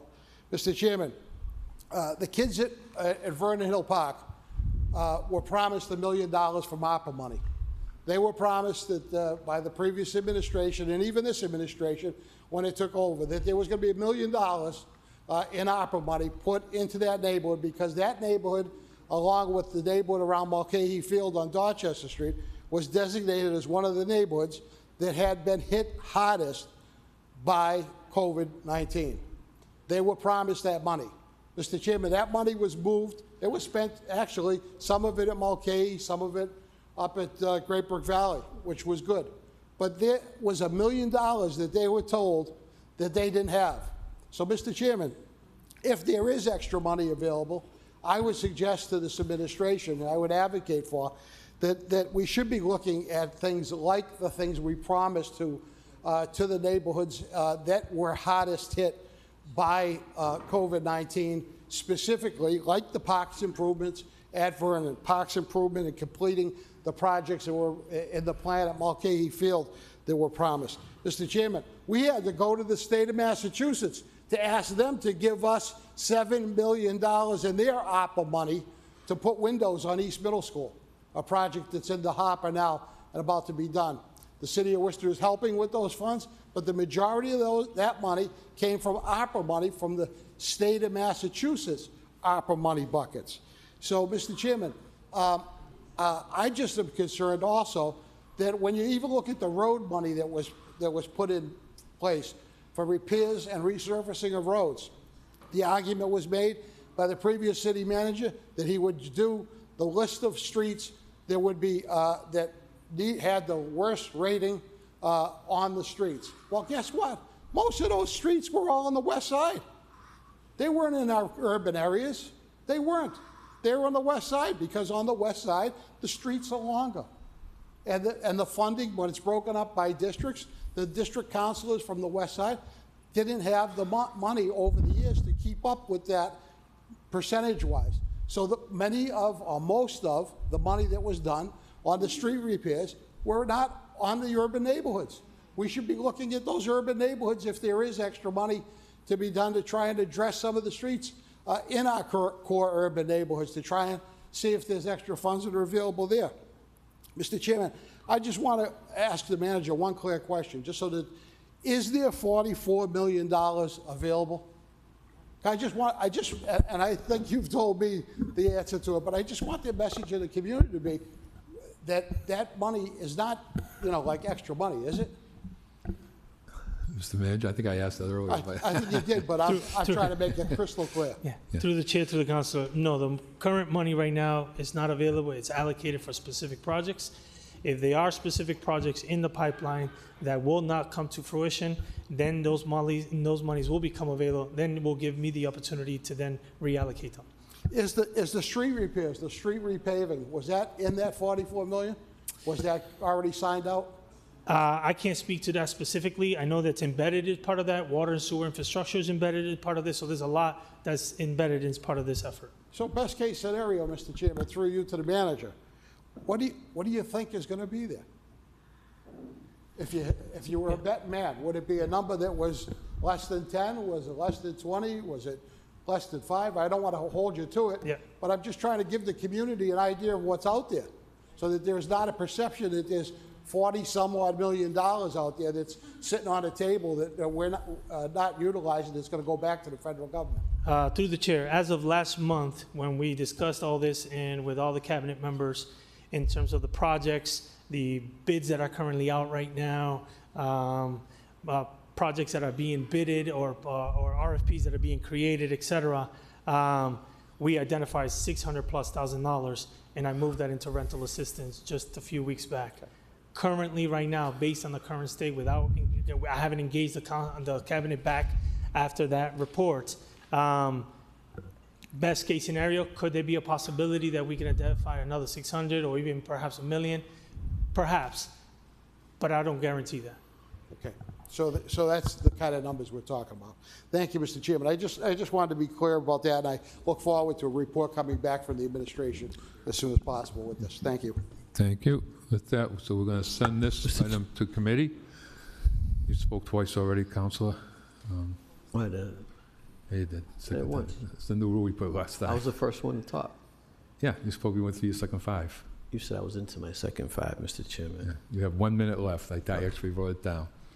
But going forward, when you go into your second 5, this is the rule we passed last week, or 2 weeks ago, that when you start your second 5, that's your second We time didn't pass, speaking. Mr. Chairman, just for clarification, we didn't pass any new rules relative to city council last week.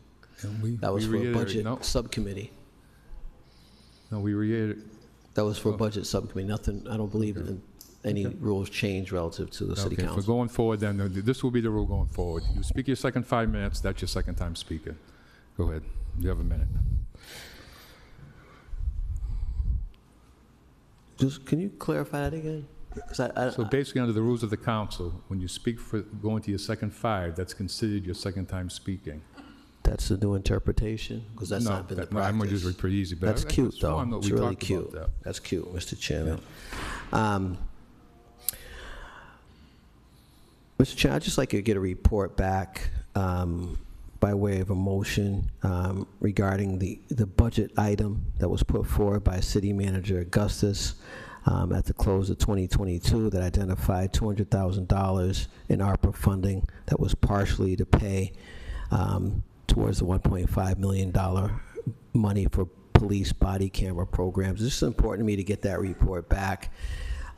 You know, I was on the negative end of a 1 to 10 vote. I appreciate it if, in fact, that never occurred. That means I was actually on the winning end of a 1 to 10 losing vote. So I'd just like to get a report back on exactly what that flow is like. I know there was discussion around it being reimbursement for lost revenue, but in that, I'd like that item to be part of that report, just so I can have a proper historical accounting, and perhaps we can figure out the flow. Thank you, Mr. Chairman.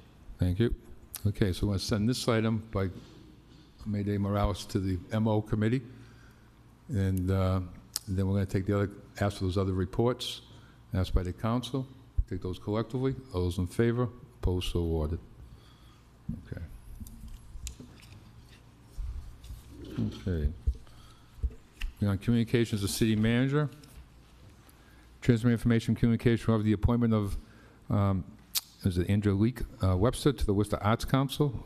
Motion to put that on file. All those, I just want to thank for the service, and then place that on file. All those in favor, opposed, so awarded.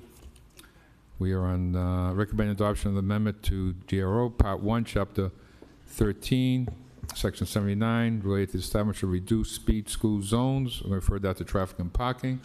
All those in favor, opposed, so ordered. Councilor Russell?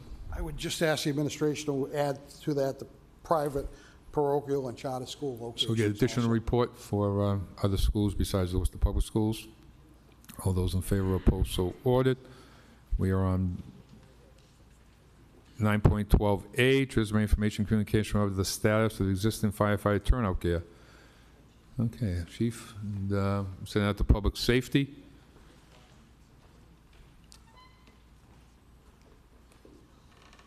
Those in favor, opposed, so ordered. Transmit information communication of the location of all fire hydrants in the city of Worcester.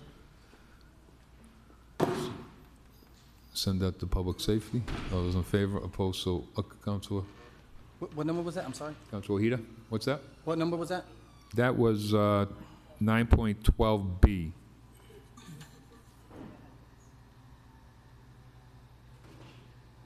B? Okay. May I?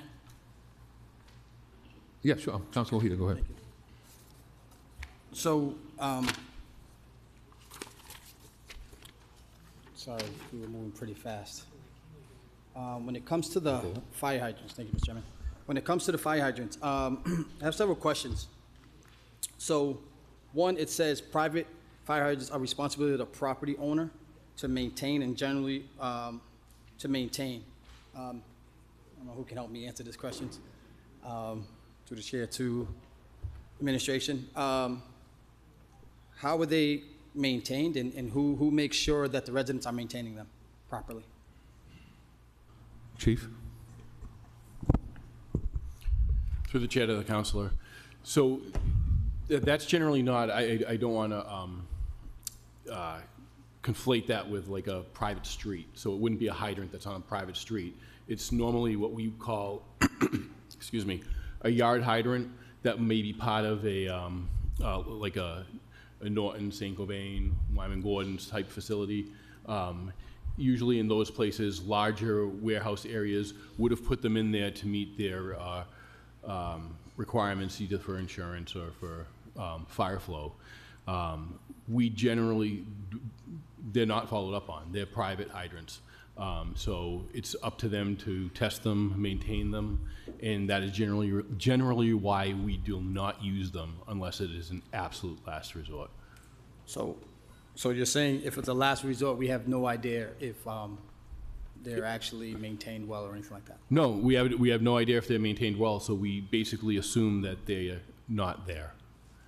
We don't assume, we make that our standard practice, is we are going to lay a supply line to a publicly fed hydrant whenever possible. So basically, hopefully, we never need to use them. Correct. All right, that seems odd to me. Okay. Moving on, I guess.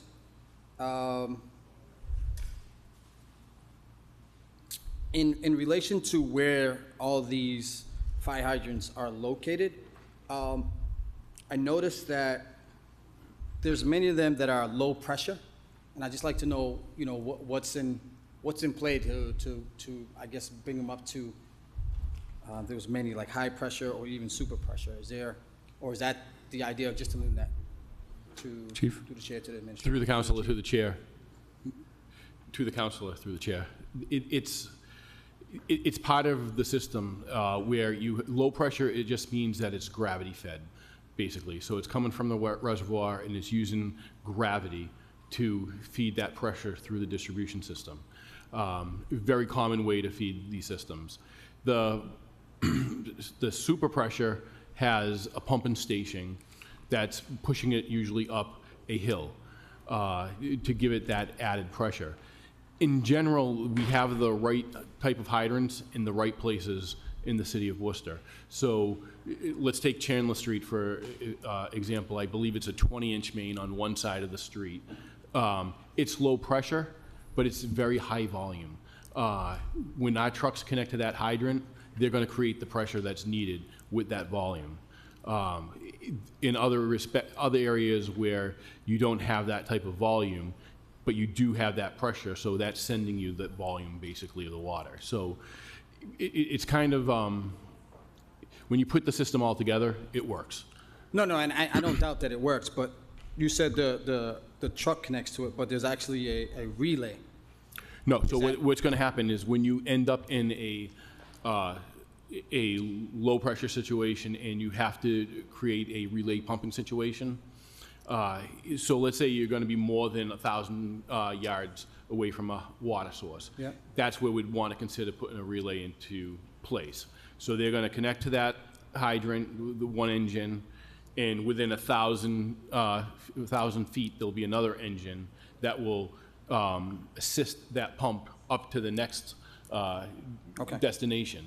But those are very rare occasions that we have to do that. All right. Yeah. So again, just when I was going through the list, I noticed that there's a lot of low pressure, and I noticed the low pressure is District 4, Illinois Street, Lafayette, Murray Ave, Pleasant Street, from downtown all the way up to Park Ave.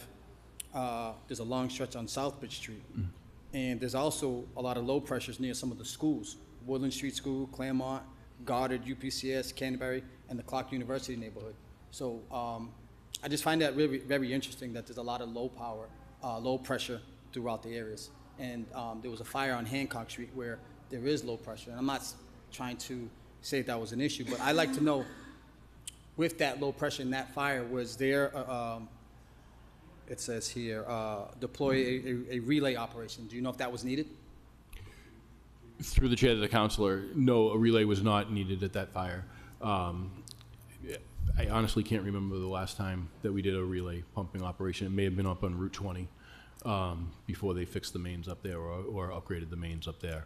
The low pressure system, the way the distribution system works is that it's not, one hydrant is not being just fed from one main. They're coming in from all directions, and it's just water constantly circulating. And so the low pressure means that it doesn't have anything behind it. There's no mechanical means of moving that behind it. It is just that static pressure. The pressure behind it is strong enough. Worcester's water pressure is enviable across the nation, where you can open up a hydrant and you're going to get between 80 and 100 psi. That is not the case in most places. You know, a hydrant assist valve, which helps improve pressure, became the standard in Chicago, where they're happy to get 60 psi if they get out of a hydrant. That's not Worcester's experience. We're getting much more water out of these hydrants. All right, thank you. Yeah, I just noticed that there's a large amount of low pressure, and you know, when you have to connect to something else, there's an opportunity for something to happen, something not to go the right way.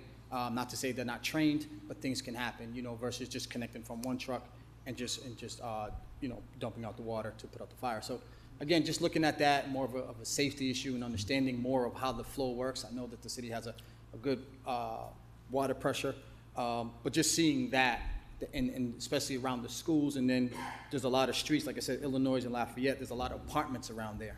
So to hear low pressure was a little concerning, and to know that you have to tap off to other hydrants and to fill one truck is, again, there is a space for unfortunately something to happen. So I just wanted to make sure I understood that. Sure. Thank you. Thank you. Councilor Toomey? Thank you, Mr. Chair. I appreciate all of the data that's here. I'm a visual learner, and so I'm wondering if there's access to a citywide map that we can have before we get to the subcommittee meeting. Chief?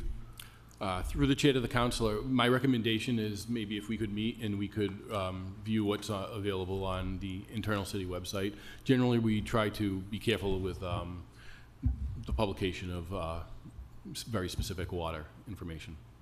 I understand completely, so I'd be happy to do that. But again, I'm just visual. Okay. Looking at this, and I appreciate the questions my colleague raised regarding the high pressure and low pressure, and the geography too. You know, it's interesting though. Even on my own street, there's a low pressure and a high pressure on one street. So it was very interesting to see that. But all right, thank you very much. Thank you. So send that to public safety. All those in favor, opposed, so ordered. Next item, transmit information communication relative to the internal police detail spending in fiscal years 23 and 24. We'll send to public safety. Those in favor, opposed, so ordered. Okay. Chairman, could you just repeat the last number that you sent to public safety? Because I may have had a question on 9.313A. The police report on details. Yeah, could I just ask that if any additional information regarding the amount of money the city would gain from those details, I know there's a percentage, could be included in some of that information? An additional report? I don't know if it's going to be included in that report, but I'd like to see that information, perhaps over the last 4 years or so. What monies the city of Worcester received as a result of details. So, okay, well, you can answer it tonight. Okay, we'll still get a report on that? That's fine. Okay. Either way, thank you. Okay. Oh, I'm sorry, Councilor Ojeda. Thank you, Mr. Chairman. Yeah, so question here is about 650 unfilled details. Can I get a better understanding of what that means as far as the details? Sure. Do you have like was there like Chief, a specific Mr. Manager? comment? To the chair, to the council, and I'll let the deputy add to any information. Details when they're not filled, there's a number of reasons why. But the majority of the reasons for that, it comes with there's no officers that are available or willing to take those bids that are related to the requests. So there's multiple requests happening on a day-to-day basis, on an annual basis, and officers have to, put their names down that they want to be available, make themselves available for any particular detail depending on the time. And so when it shows that number that details aren't gone filled, is because there hasn't been officers available to be, and it's not something that's required or mandatory, because again, it's a detail that they have to volunteer to go fill that. If it's overtime, it's a different discussion and a different element that involves funding, but the details specifically, but I'll let the deputy explain a little further on that.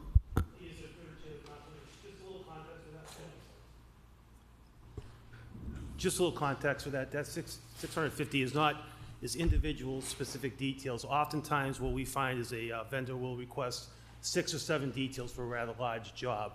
We will prioritize our job field, instead get four details instead of 6 or 7. So I don't want to leave the impression that there's 650 jobs that were unfilled with no police officer there. I say the vast majority of those were, again, where several officers requested, the detail officer has prioritized. Instead of giving them 6 or 7 officers, they'll have 3 or 4 officers. Okay, so I guess, through the chair, is it safe to say that some of the details just weren't filled at all? That can happen. I would say that would be a minority of the positions, but yes, that has happened where a detail will not be filled. Again, the detail officer will prioritize, according to public safety, which details should be filled, and there could be details that where there would be no police officer there.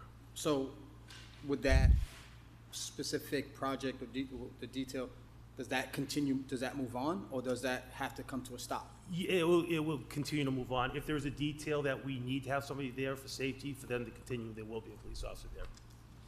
And so just to get a better understanding, so for safety reasons, how do we determine what's considered an officer to be detailed versus we don't need an officer there because we can't fulfill it? Right, so the detail officers, they have a lot of experience. They know the details, they know the intersections, they know the nature of the work.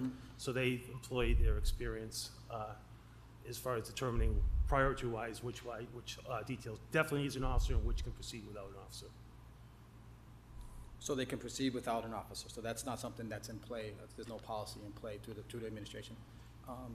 To the chair, no, currently does not. And again, it's various situations. It could be from us, a bank needing a detail, or we have a massive event in the city that requires 10 to 20 details in the city. And sometimes the department has to make those decisions of what's a priority, shutting down streets and needing officers to attend to that, or filling a bank detail. I'm not saying that the bank detail wasn't filled. I'm just saying those are examples of where they have to make those judgment decisions of what's a priority. And the last question, this is before I took council. There was maybe some talks about helping the police with details, residents or maybe Worcester employees. Is that something that, did I make that up, or is that something that was a possibility to help with police details, or if it's like, helping cars go through the streets or whatever it may be, because to see, these many unfulfilled, even if it's say 20, is there opportunities for residents to be trained, some type of workforce that we can put forward to help with these details? Mr. Manager. Through the chair to the council, I think one of the challenges when detail, especially when you open it up in that element, it can provide an element of safety, right? Officers are trained, they have the ability to respond to issues, and many of them do on any given detail. And so we have to be very careful on terms of how and who gets to be able to provide those specific details. And again, it's something that, again, has been contracted by the unions. It's something that has been uniform in terms of the process. But we want to be sensitive to the fact that some of these details require the expertise of officers to be able to adhere to the safety of the road or the safety of the environment in terms of where they're serving that detail.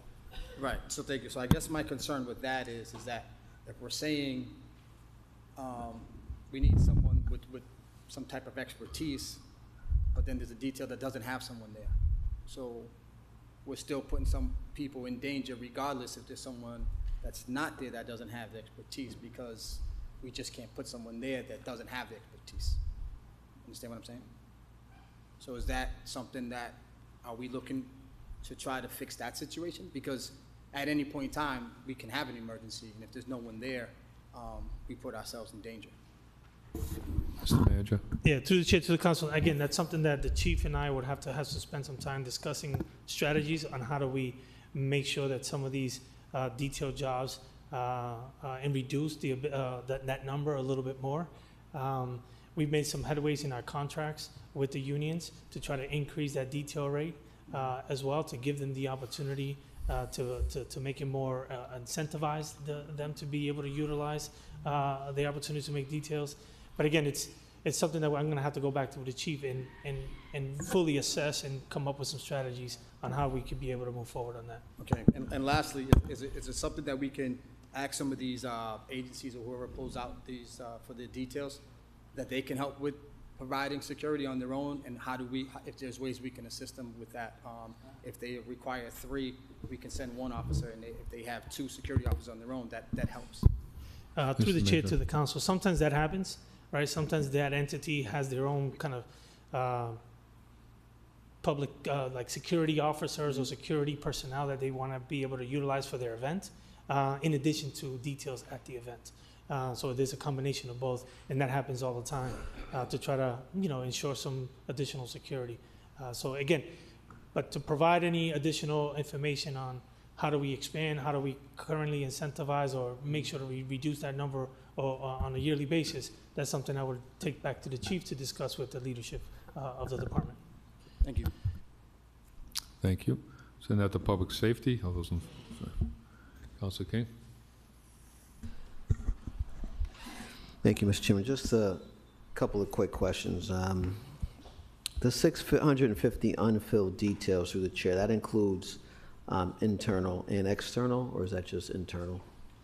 That's all details. Okay, and what's the number for unfilled details that are internal? Are we 100% compliant for the city-initiated stuff? We don't track it that specifically, but I would say that internal details would have unfilled details as well. Okay, Mr. Chairman, I'd like an order, get a report back on the unfilled internal details. That'd be much appreciated. I think I have a pending matter or order that I had put forward asking for it. I think basically the characterization and prioritization of detail assigning and detail filling. I don't recall when I did that, so I'll just make another motion that we get that report as well. I think that there's perhaps some gains that we can make as a city in terms of safety and things of that. I know that, there's only so much bandwidth, and these are voluntary. I'm assuming most of them are voluntary details.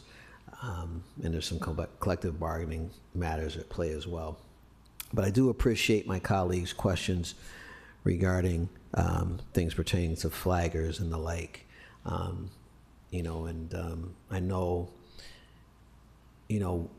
seeing what's been going on at our schools, we know that our crosswalk guards are not allowed to direct traffic. It's not part of their job.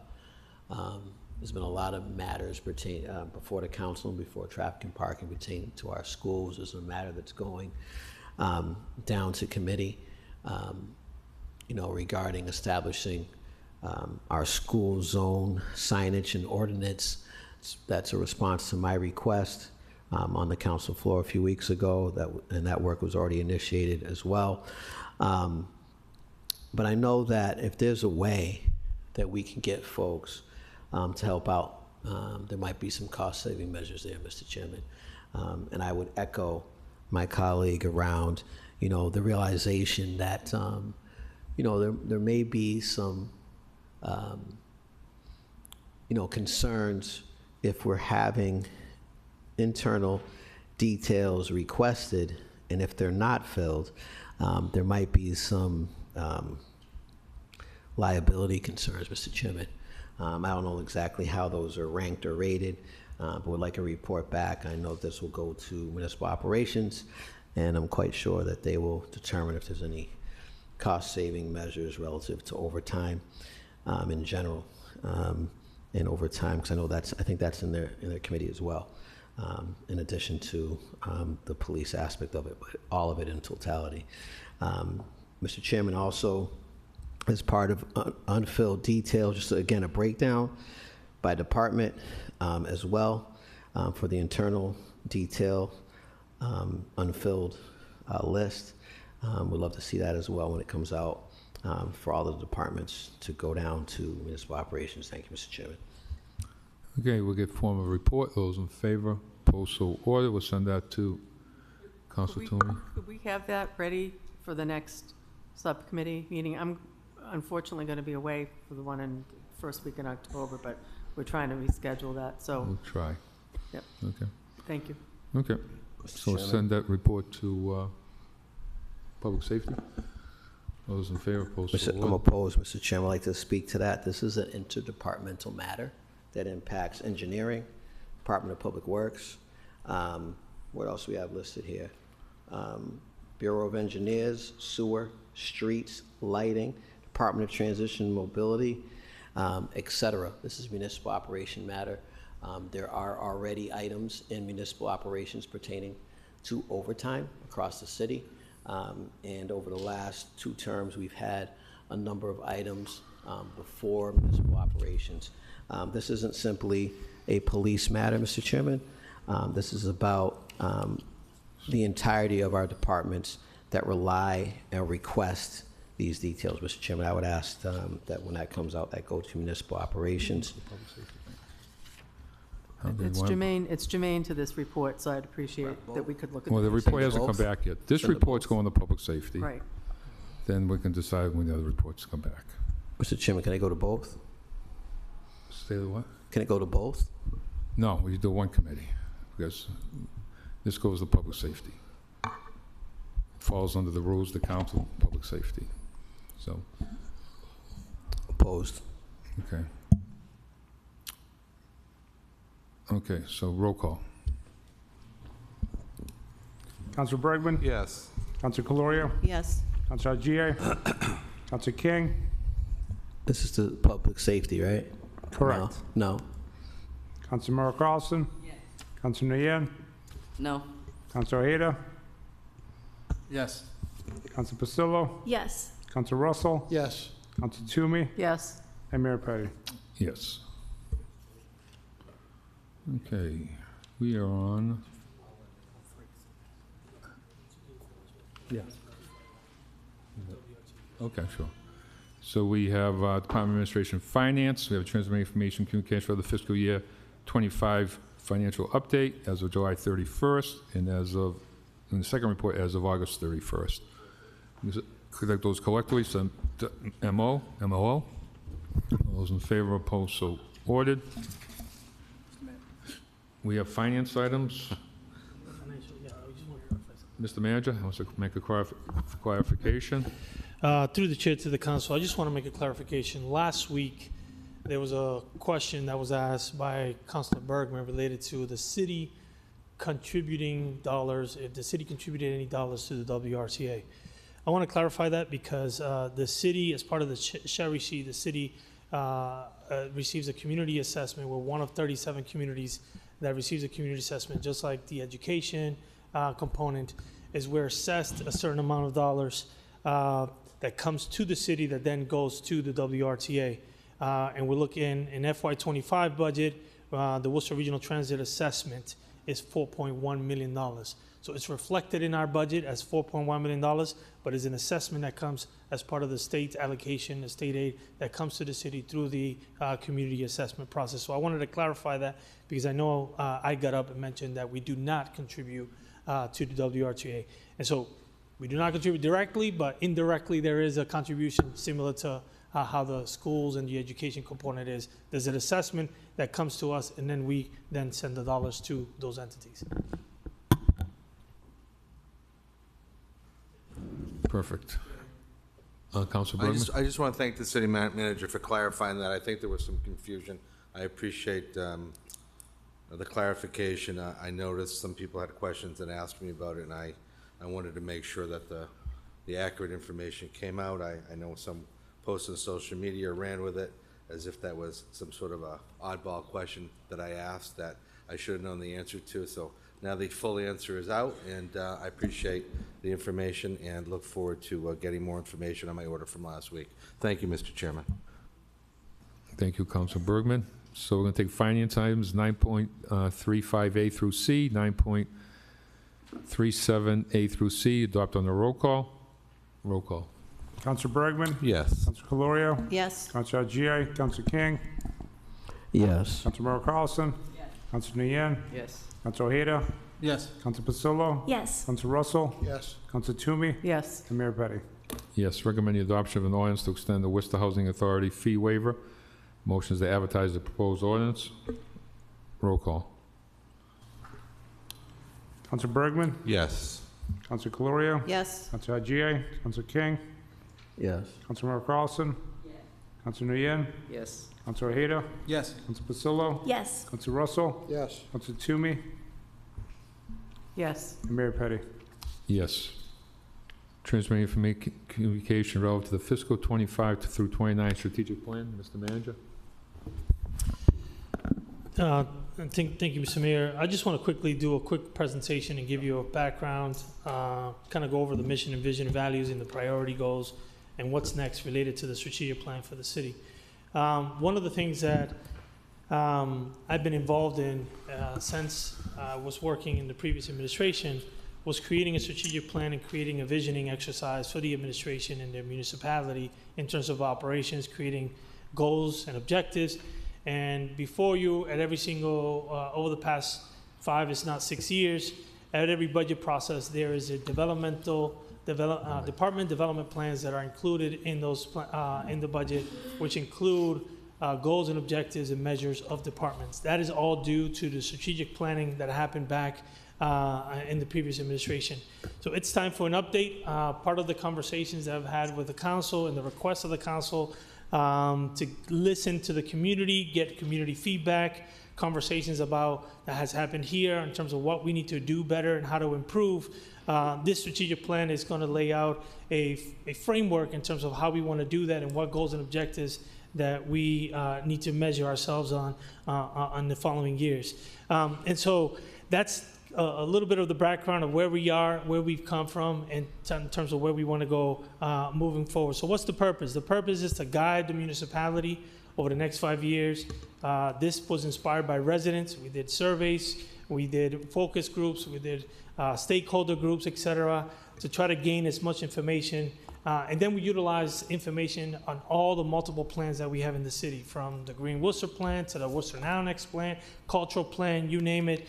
We've taken a lot of that information and feedback, and the department has been able to provide some goals and objectives related to that. And so this is an opportunity for us for change, an opportunity for progress, and look in the ways that we can adapt to the needs that this community has and some of the circumstances that we're currently facing as a city and as a community. So this is going to align all those work plans to try to fulfill multiple ongoing plans. On the next slide here, there is, I think you two slides more. Keep going. Keep going. Keep going. There you go. This here just gives you an idea, a picture of what the community engagement looked like. On the next slide here, the next couple of slides, it identifies what the mission and vision for the city. So the mission is to deliver exceptional public service and municipal operations that are rooted in equity, innovation, and integrity, and centered on people. That's something that we've heard clearly from many residents and community partners. Again, we hear that again tonight, so we want to make sure we build upon that. The vision is, as a city manager, my vision is to be the best managed city. We want to make sure that I and my administration manage the needs of our community, the needs of the council in the best way possible. And to do that, not just to be the best in the state, but we should be the best in this country. And that's what we've alluded to here. Regardless of any background of situation that people are in, we want to give folks those opportunities. Our value system that is rooted in terms of who we are as a municipality are rooted in diversity, in equity, inclusion, innovation, professionalism, resident-focused, evidence-based decision-making, excellence, collaboration, everything that we as a body, as an administration, and also as council have communicated multiple times through our engagements. The priority goals, there's 6 of them. The first one and foremost is the public health and safety. We know that a city's primary responsibility is to its residents and public health and safety, and this is something that it's non-negotiable. It's something that is extremely important.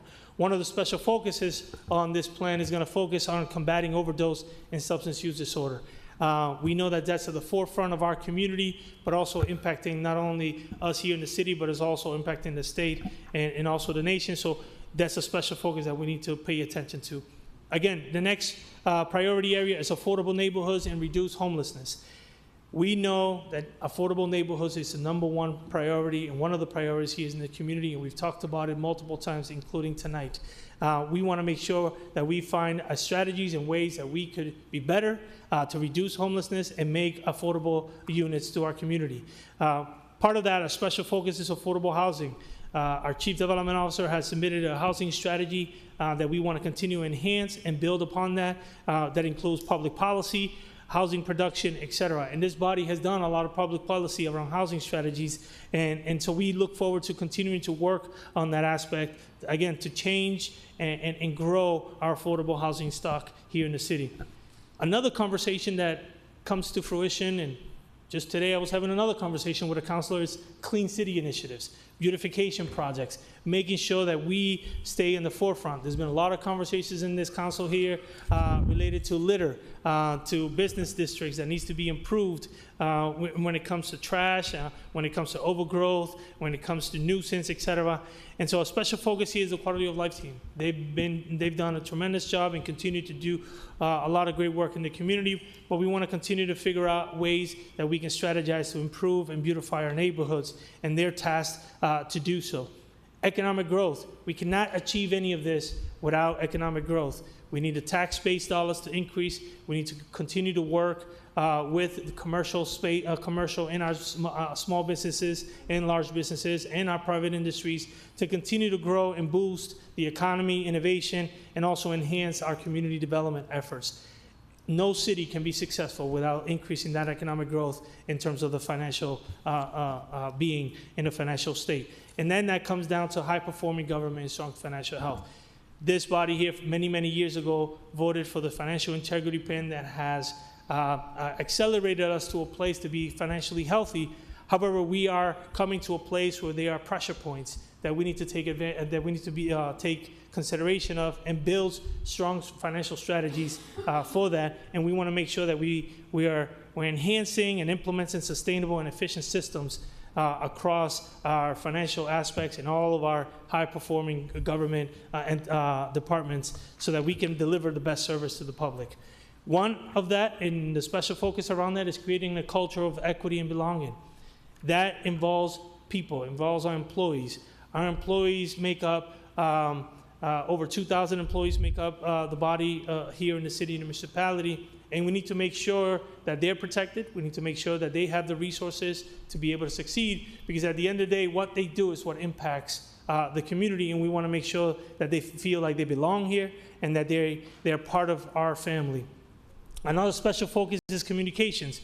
One of the biggest things that I've heard, and including so in my evaluation, was lack of communication with either the council or the public, and we want to continue to improve upon that. We want to make sure that we're providing the best information in a timely manner, understanding that we live in a world of social media, and sometimes information gets out before we even get to be able to put out the information. So we want to make sure that we're on top of this and communicating effectively in many different ways. And last but not least, is investment in quality education. We know that our infrastructure in our schools is declining. We need to continue to invest long-term in the funding mechanisms to preserve and update our existing buildings. We need to figure out ways that we can either work with state or federal partners to do so. This council body has voted to continue to invest in that through new growth and any free cash allocations. So again, this is something that's extremely not only important to the municipality, but also important to the schools. So what's next?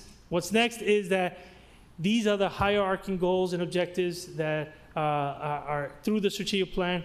The departments now are tasked to create, as part of the departmental development plans that live within the budget, are to create more specific strategies and tasks of how they're going to achieve these goals and objectives.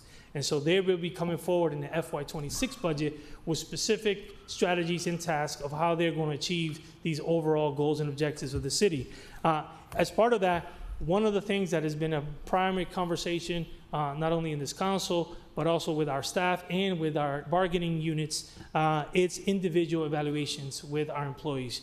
Part of the success of the city is to evaluate the success of our employees, but also how the evaluation of our employee is tied into the departmental plans and then also tied in to the overall strategic plan. We will commit to submitting annual reports. We commit to submitting annual reports to the council on update statuses of what's happening within the strategic plan. And then each department cabinet member also has a tracking sheet that we created to ensure that we track progress on every single item that has been laid out in this strategic plan. Again, this is something that's been in the making for a long time. I want to give credit to our in-house communications team that has worked diligently on not only putting the data together and putting the content and putting the documents together in the book that you see in front of you. I want to thank also the cabinet members for their time dedicated to really create and provide the goals and objectives. I want to thank the community and the residents of the city for their contributions and their feedback, the council, your feedback as well in private conversations or in the surveys to this strategic plan. And then last but not least, I also want to give a big shout out to Hung Nguyen. He's the one who really led the effort in our office in creating, thinking of the vision of this document, working every day on every aspect of the report. So again, this has been a complete team effort, and so we're very proud for this document, and we look forward to continuously working with the council and making sure that we're adhering to these goals and objectives. And again, a strategic plan is not something, a document that I want to live on my shelf and make it look like it's all pretty and get all dusty within a couple of weeks. This strategic plan is something that I strongly believe in, and it's something that, again, will be an organic document that will be an ongoing conversation. And there's been times that maybe a strategy or goal that's laid out right now may have to be and may have to adapt, and we would have to look at other ways to fulfill some of the ideas that we want to move forward here in the city. So it's a living document, and I look forward to, again, working with the council on achieving all of these goals and objectives. Thank you. Thank you. Mr. Manager, I want to thank you for the report. I think it's an excellent report. And Assistant City Manager, and we're going to send that to MO, but Councilmember Carlson, probably to do so. Yes, Mr. Chairman, prior to doing so, I just want to say how much I appreciate this report, because I was very happy to see it's all about things we've talked about and things that the community has talked about. And it goes back to day one when you were over at North High School, one of the first community meetings. And I think it's very well put together, and there's a lot of information in here, and look forward to a lot of these initiatives coming to fruition for all of us. But again, just wanted to say how much I appreciate the work that was put in here, because I think it's laid out very nicely for us to take a look at. Thank you. Thank you. So send that to Councilor King.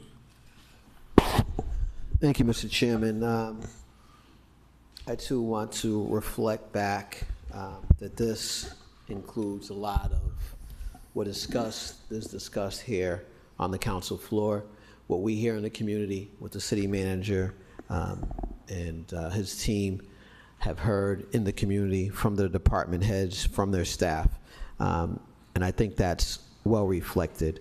One of the latter comments that were made about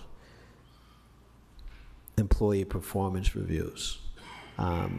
If you could just clarify, because I know some of the conversations that I've had with the city manager have been around the lack thereof for department heads. And we have department heads that are responsible for our public health and safety, for addressing social ills and public health matters, keeping our city clean, the economy, our financial health, our investment in education, et cetera.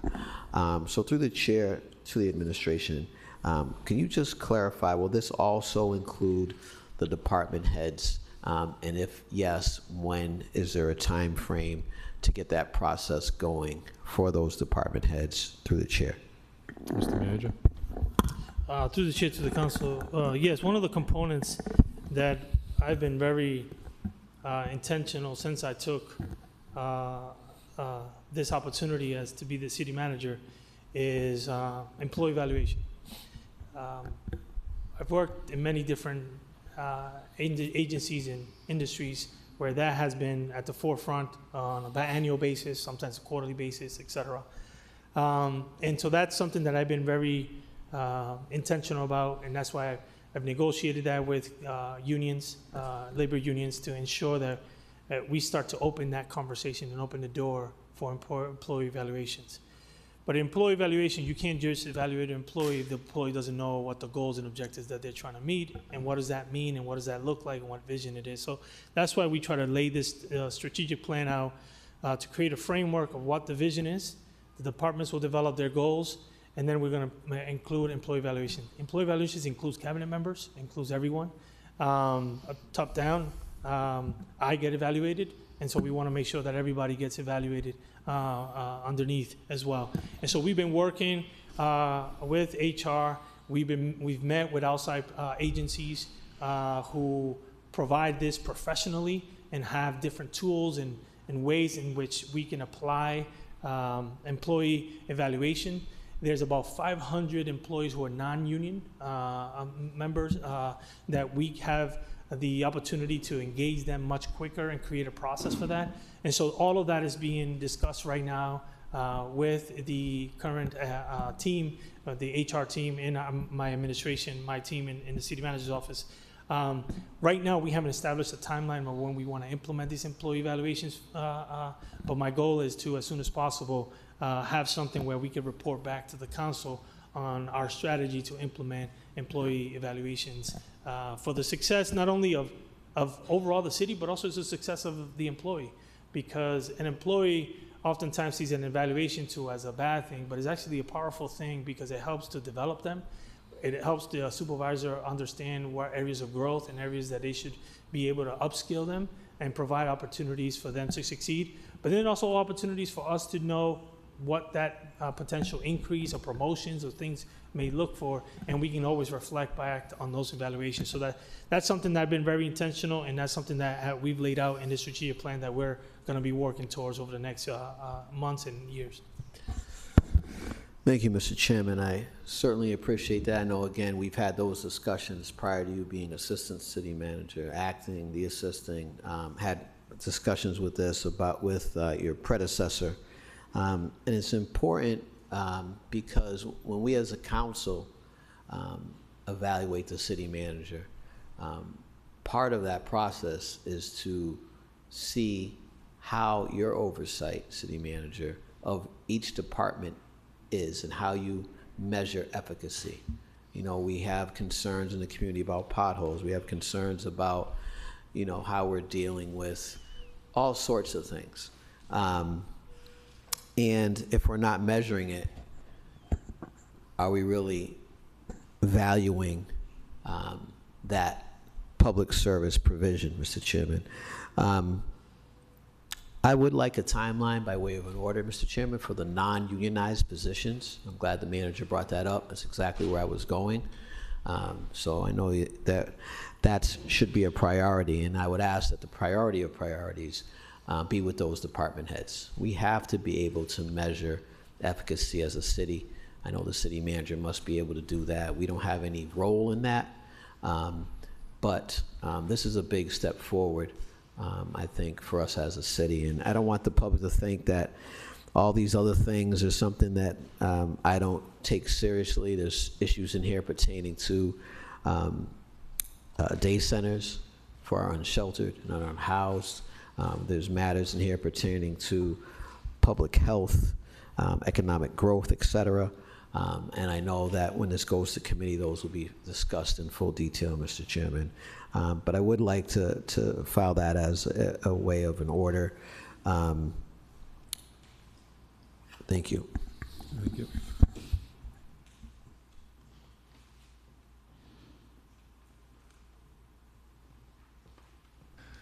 I just want to thank everybody who put in great work on the report, and for Council King's order, and Councilor Pasillo, I'm sorry. Thank you, Mr. Chair. I just want to echo my colleagues in thanking the administration. It's obvious how hard people worked on this. This is a really great document. I really appreciate the municipal government partner part of it, so we can kind of see where to direct our questions or who we need to work with. And it's just, I was so happy to get this. Thank you so much. Thank you. So on the motions, and Councilor Ojeda. Yeah, same. Share the same comments as Councilor Pasillo. I just want to make it known that I really want to be involved in this as well, especially when it comes to the educational part and the economic growth, and also the housing area. Being at District 4, there's a lot that I'm dealing with, and I'm pretty sure you and I have talked about it, and I want to be able to make sure that some of the concerns and things that are going on in our district that we're addressing them and trying to find ways to make sure that we're okay. Yes, the city is growing, but we need to make sure that we're taking care of the ones that are here. And not that we're not, and not that this doesn't say it, but I just want to make sure that, you know, when I get those phone calls from the residents about, you know, what's going on, that I know that, you know, the city manager and his team, you know, have their back as well with what's coming into our city. So thank you. Appreciate it. Thank you. On the motion, the referral, all those in favor, opposed, so ordered. Okay.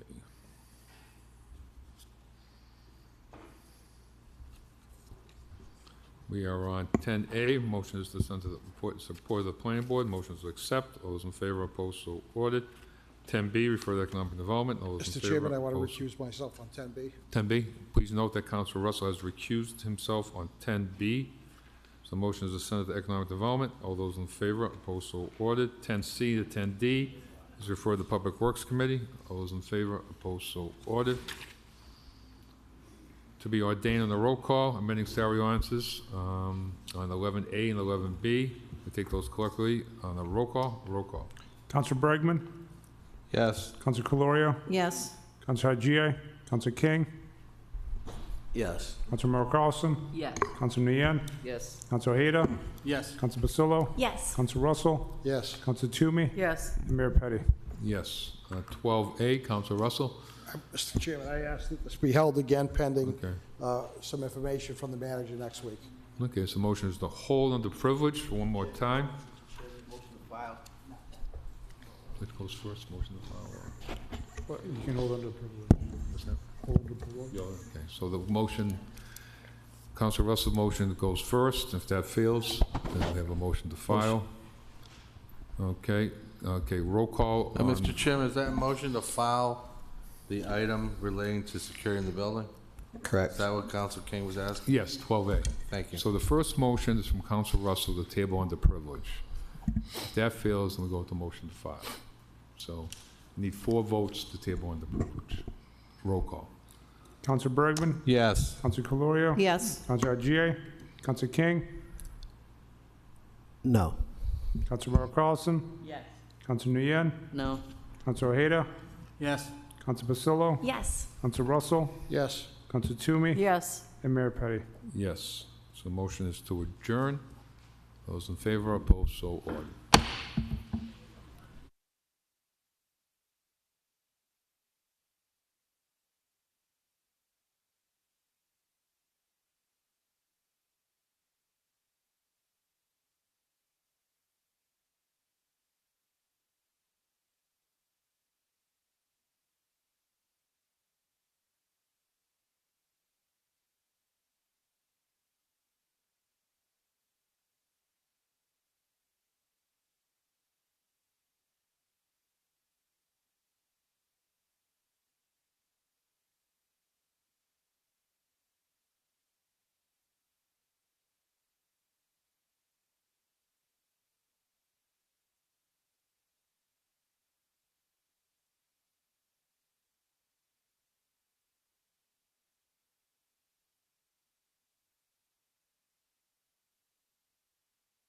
They have, they're recognizing and celebrating all Hispanic American cultures and thank them for their incredible contribution to culture and